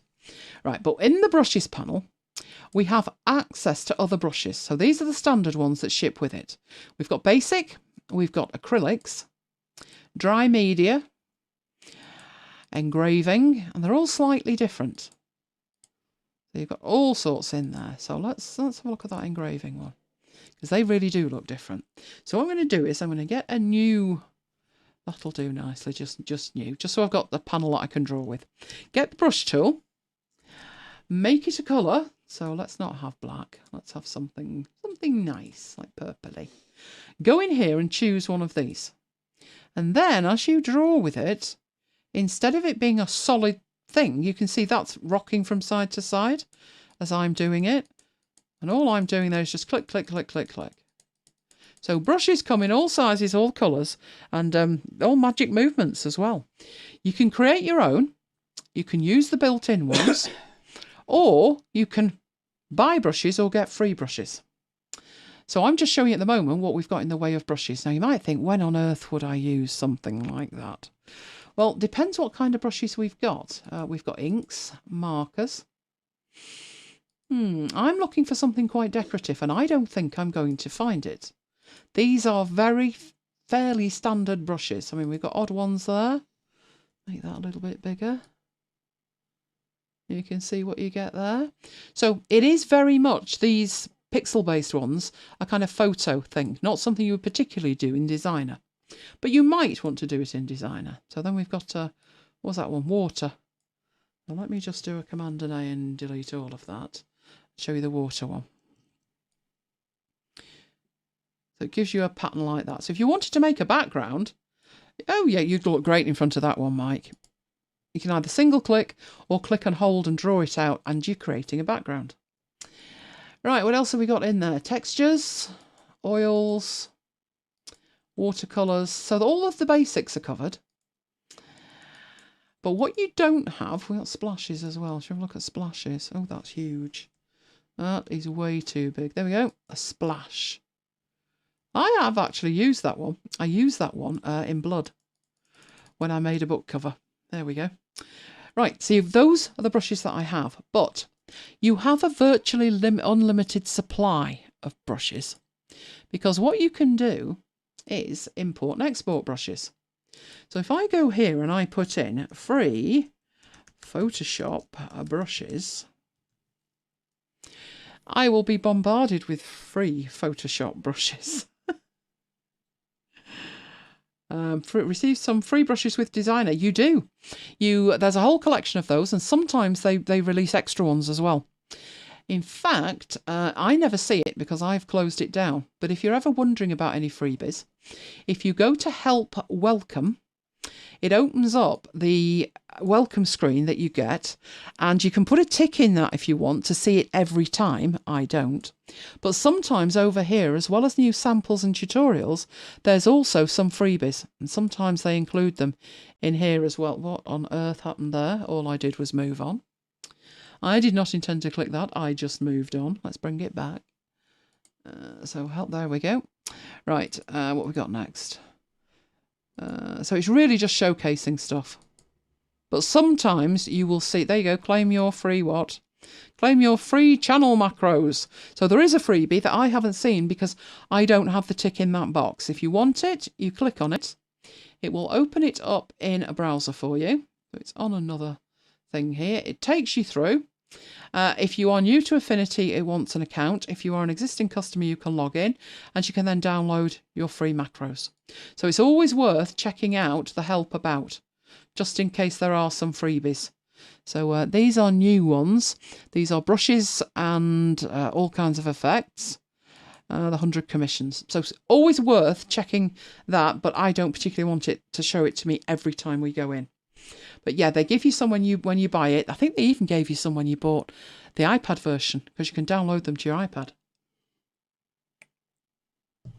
Right, I'm doing a quick check of the time as well, Mike, aren't I? Oh, yeah. Oh, yes. 1 minute to midnight, I'm heading off for shopping. And you're all going to sacrifice a chicken for me, because it's not gone well so far. I'll get my order up in the other window ready, and then at 1 minute to midnight. Oh, my watch has just told me to breathe. I think it's being sarcastic myself. Right, I'm going to try and check out, which will tell me 57 items aren't available. Ooh, it didn't. I've got 100 items in the basket, Mike. Let's see if I can get checked out with it. Right, so I was saying, there we go. These are the brushes. Now, I'm obviously looking for a particular kind of brush, but basically if you're starting with brushes, you just want to look any kind of brush, you could be there for hours with this. There's so many brushes. Now, I'd actually like leaves. Leaves would be good. So here you go, Brush Easy. That's one that I've used before. And there's over 2,000 of them. So some are for premiums. So these top ones all have the premium slash on, but the rest of them don't. So I'm looking for something just nice. Something nice. Now those watercolour fall patterns, I don't particularly want them in that colour, but they might be quite useful. So we'll go through to those. Completely free download. It's telling you what it's got. So PNGs, JPEGs, seamless tilings. That's actually a pattern though, not a brush. I'm looking for brushes. I don't want that. I want a brush. Not patterns, brushes. Brushes. There's some brush. Yep, that's a brush. Is that a brush? What are they? There's lots of patterns, but I'm looking for brushes. Oh, hemp. That's lovely, isn't it? I'll need that at the end of the demo. Let's go for those leaves there. I can make those look pretty. They don't look pretty right now. Not for a wedding photograph, they don't. But we'll download it. Now, when you download brushes, they will probably be, I am seriously hoping they will be. Let's have a look at them. Autumn leaves. So that's opening it, expanding it, and let's go in and have a look at it. Right. That's what you get.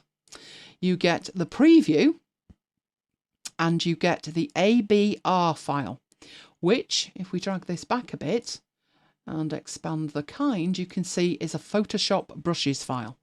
Now, the good news is Affinity can read those. So there's my Prime Now order. Let's move that very carefully over there. 7 minutes and counting. I'm not confident, but I'll give it a go. Right, now, how do you get them in here? Well, these are where you control, that is where you control the actual brush collections.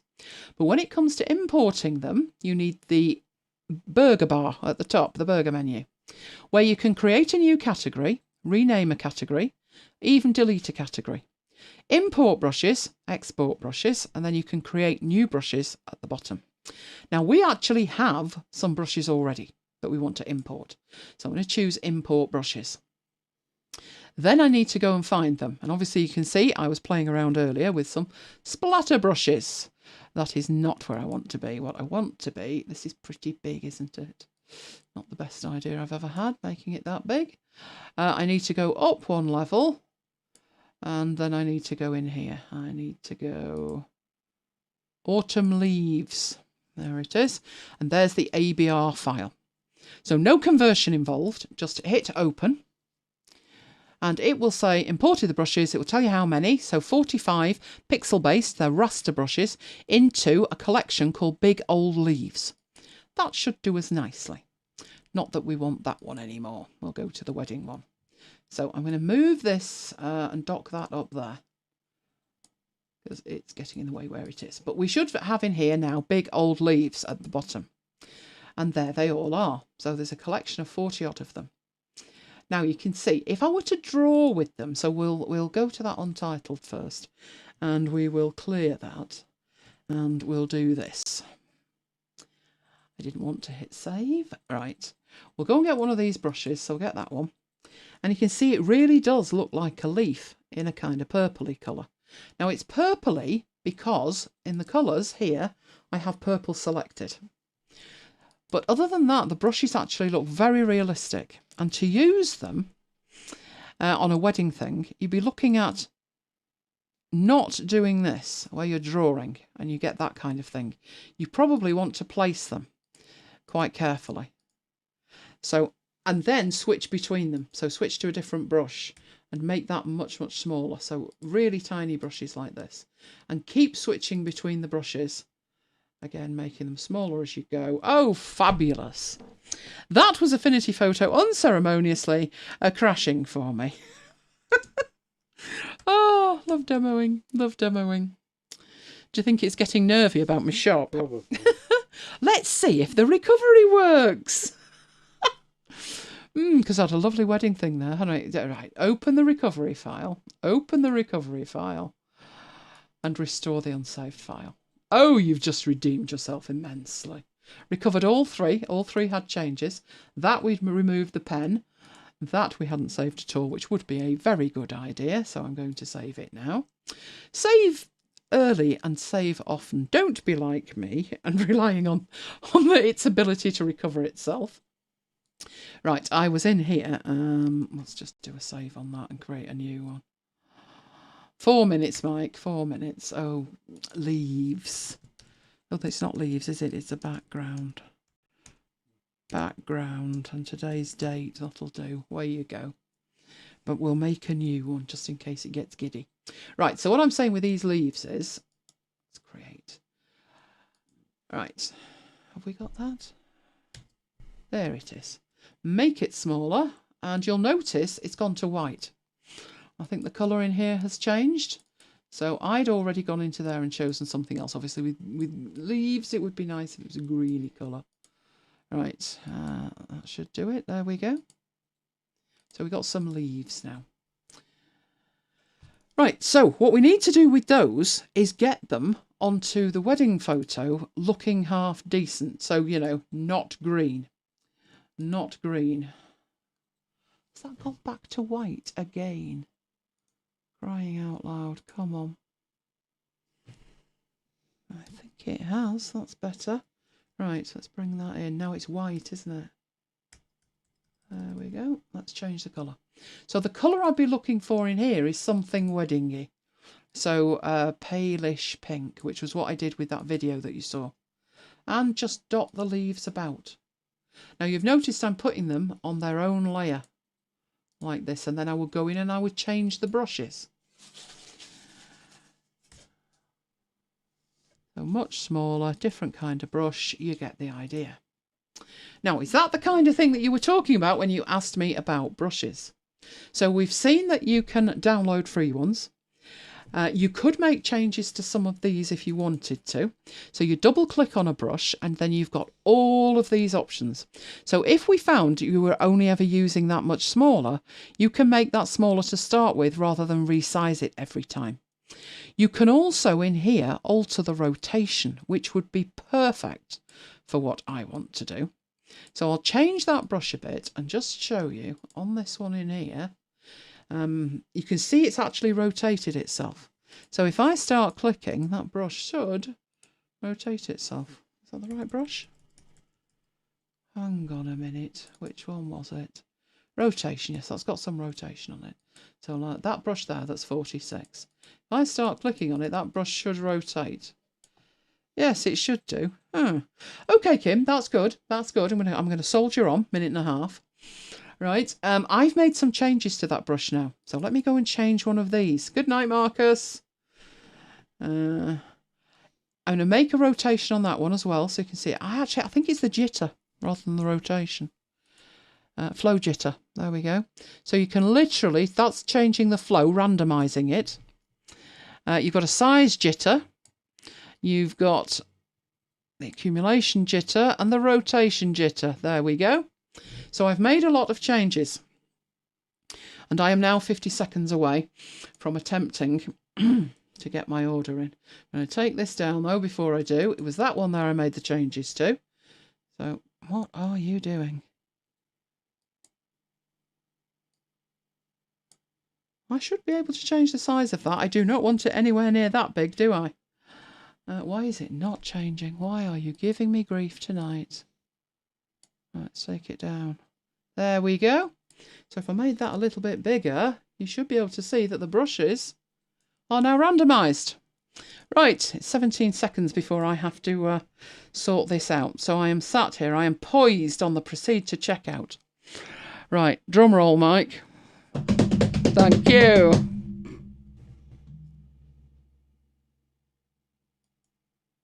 I have clicked the button. I have clicked the button. I'm getting nowhere. I will take your 10 p.m. slot and I will continue. And I will click buy now. Are you watching, Mike? I click buy now and then nothing happens. I don't get anything. It's rotating, it's rotating, it's rotating. Oh, leave it out. Crying out loud. I checked that not 2 seconds ago. Crying out loud. This thing will be the death of me. No, it's not the lettuce. It was some gluten-free bread. With some gluten-free bread. It's not going to do it. It's not going to do it. I know it's not going to do it. It's going to let me down again. I lost one gluten-free loaf there, Mike. Swines. It's I've got it! Oh my God! You've witnessed it. It's amazing. Oh my God. Right, 10 o'clock. I don't know what day. Not a clue. Right, do you want to see it? There you go. There you go. No, don't move there. Hey! My order's been prepared. Order date. When's it being delivered? I've no idea when it's being delivered. Right, that's Morrison's and that's us. And it's going to be 10 o'clock till midnight. Sorry about that, Mike. No idea when. I'll find out when. I'll get an email. Oh, you witnessed it. I've got lettuce. I'm more excited than is good for me, Mike. Right, what did I get? I got dolmio. I got more butter for us, Mike. I did get one gluten-free loaf, not the other gluten-free loaf. I got some water. I've got 5 litres. Oh, I'm so excited. Did I get the lettuce? I got the mushrooms. I got all of the mushrooms. I even got some rice noodles and, wait for it, gluten-free pasta. Oh, I got the gluten-free pasta. I'm sorry. I'm just going to have a celebration. I got the gluten-free pasta. Would now be a time to admit the type of gluten-free pasta I got. They kept taking it out of my basket, so do you know what I did? No. I put in gluten-free child's pasta in dinosaur shapes. And just in case you think I'm joking, I'm not. I am so not joking. There we go. There's my dinosaur gluten-free pasta. Oh, don't keep moving. There we go. And my rice noodles.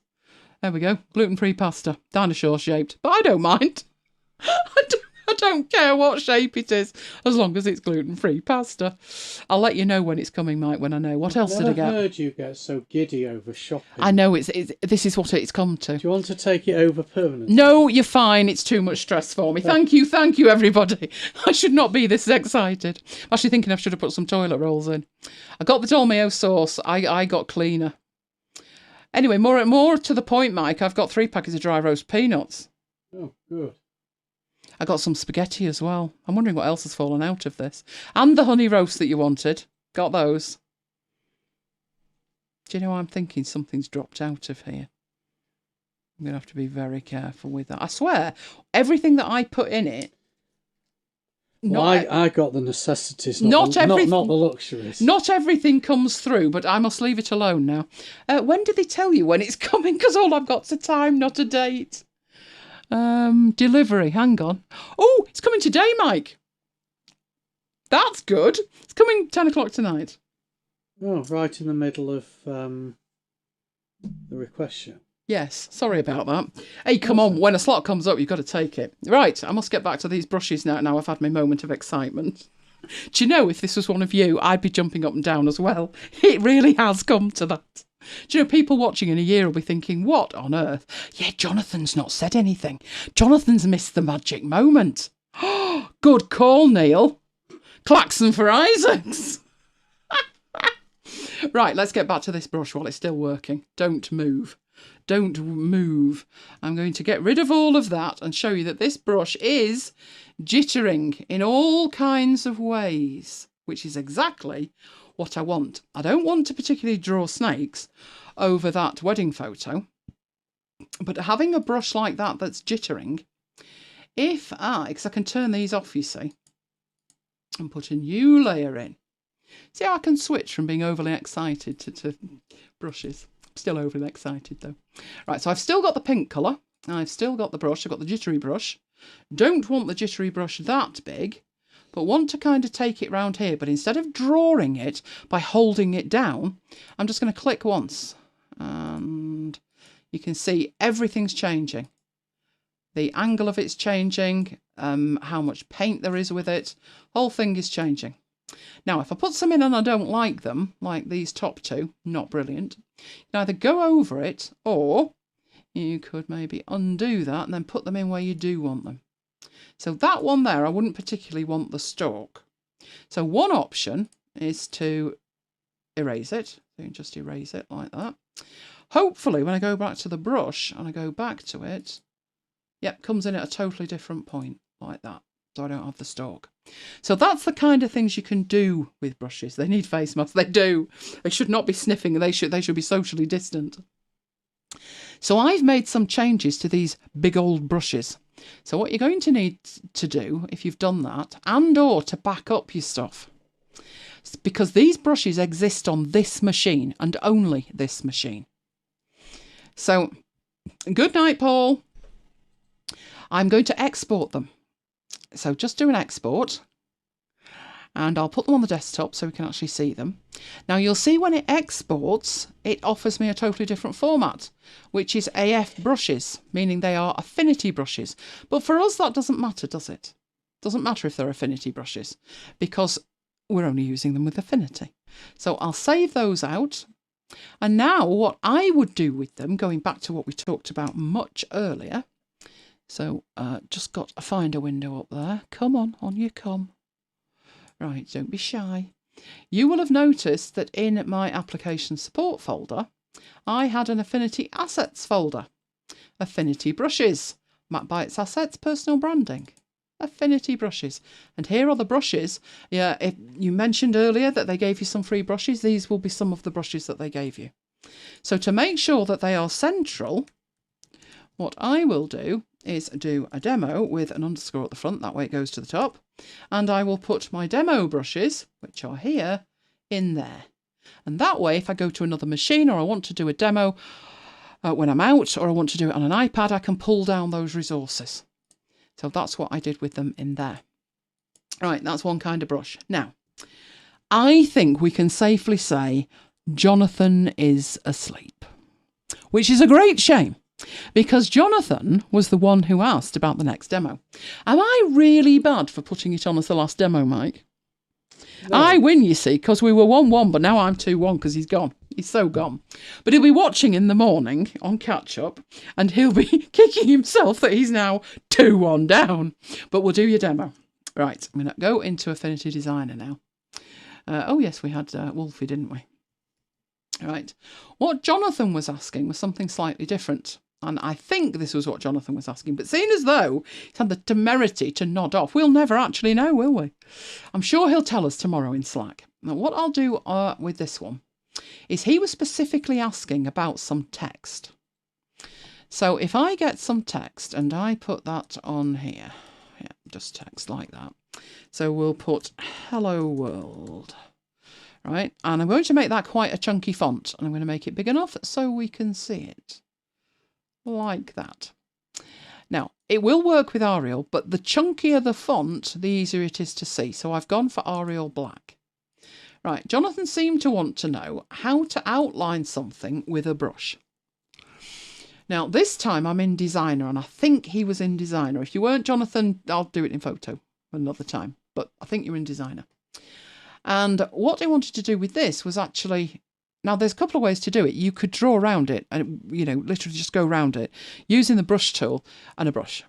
But it's far easier if you go into the stroke and you have 4 options. No stroke, solid line, dashed line, or brush. And then with that, I remember how I did that now. When's your next bank holiday so Jonathan can make it? You are not kidding. You are not kidding. Right, I haven't got the brush thing open yet. So let me go to View, go to Studio, and let me get the brushes open. Here are the brushes. They are movable, so I'll move them over here. Now, these brushes, some of them are pixel-based and some of them are vector-based. I went for something like a marker effect, something like that. Now, obviously, not the best look you've ever seen, but that's because it's far too big. If you look in the stroke panel up here, it's at the maximum. So if you now start scaling that back, it still doesn't look great because although it is on the edges, it's like, yeah, but the text's there and it doesn't look great. All you need to do is make sure that for the fill, you don't have any fill. In fact, I don't think you even need... No, you don't. You don't even need any of the text. Now that hello world is only coming from the stroke. And you could take that down and you've got a brush around the edge of it. You can change that. Obviously, every time you go in, these brushes are big. And just play around until you've got the effect that you want.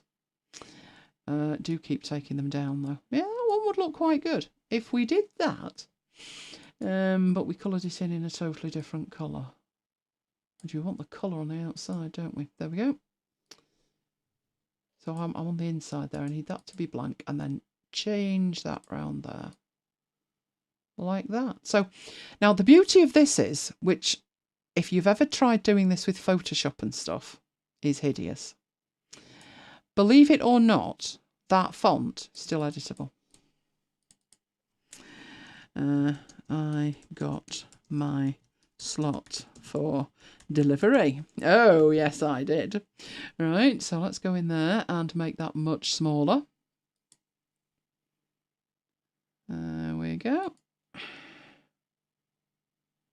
So Jonathan, I think, was possibly making a bigger deal of this than it actually is. It's really easy.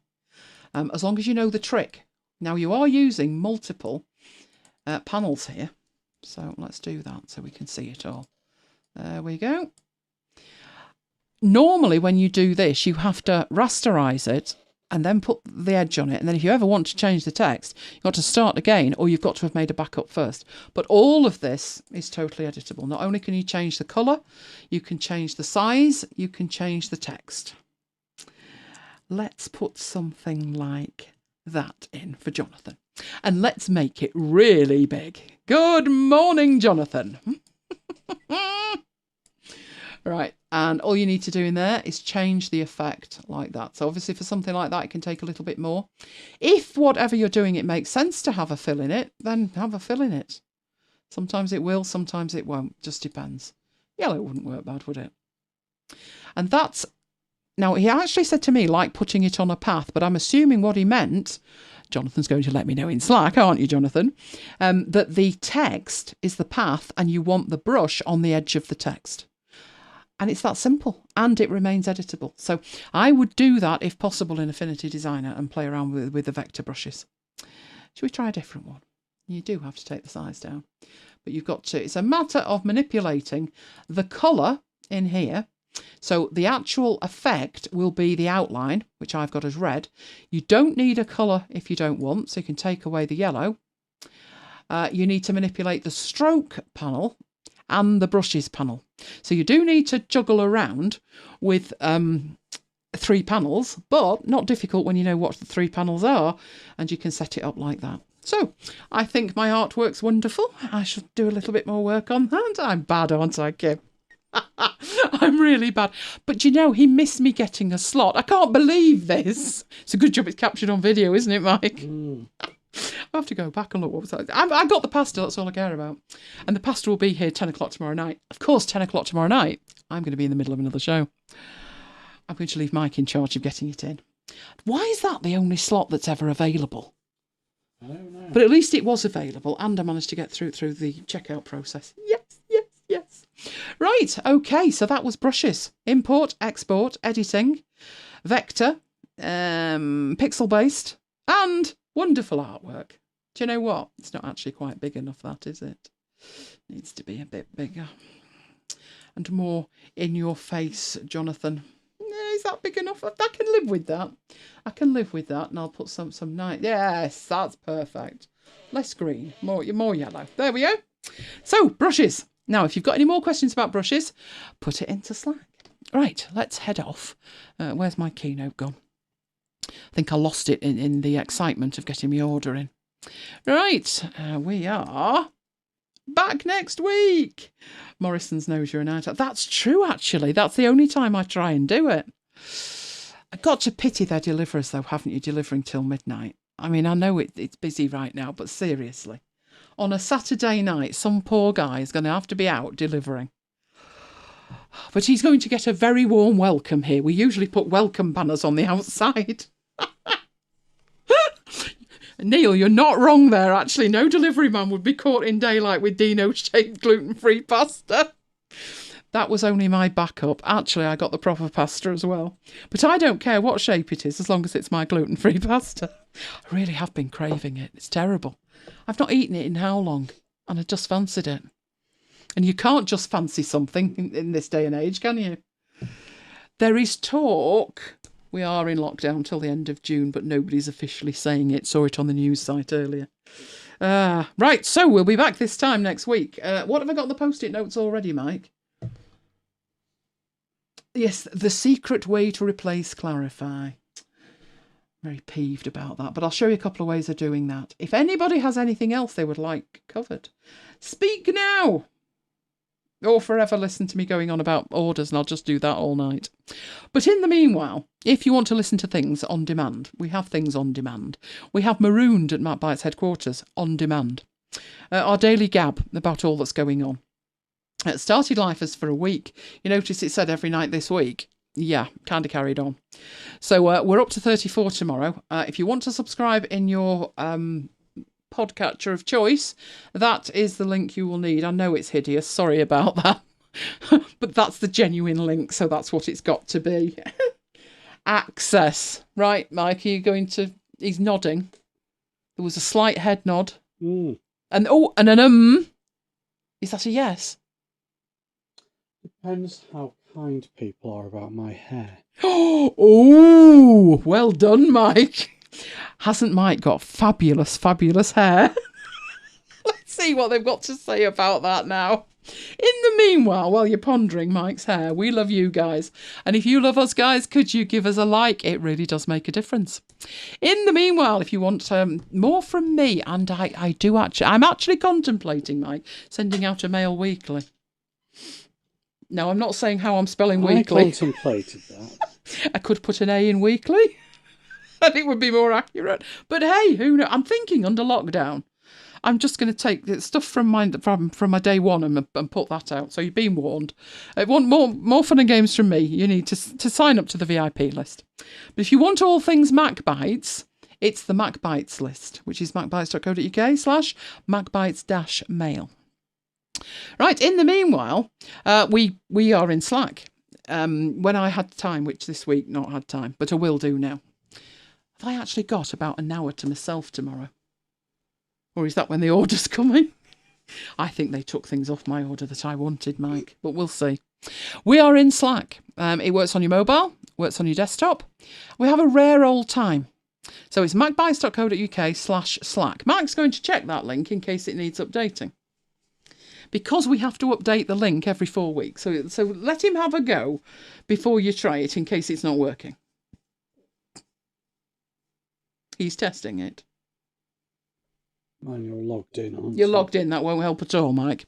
Now he's testing it when he wasn't. Neil says to say he said your hair was special.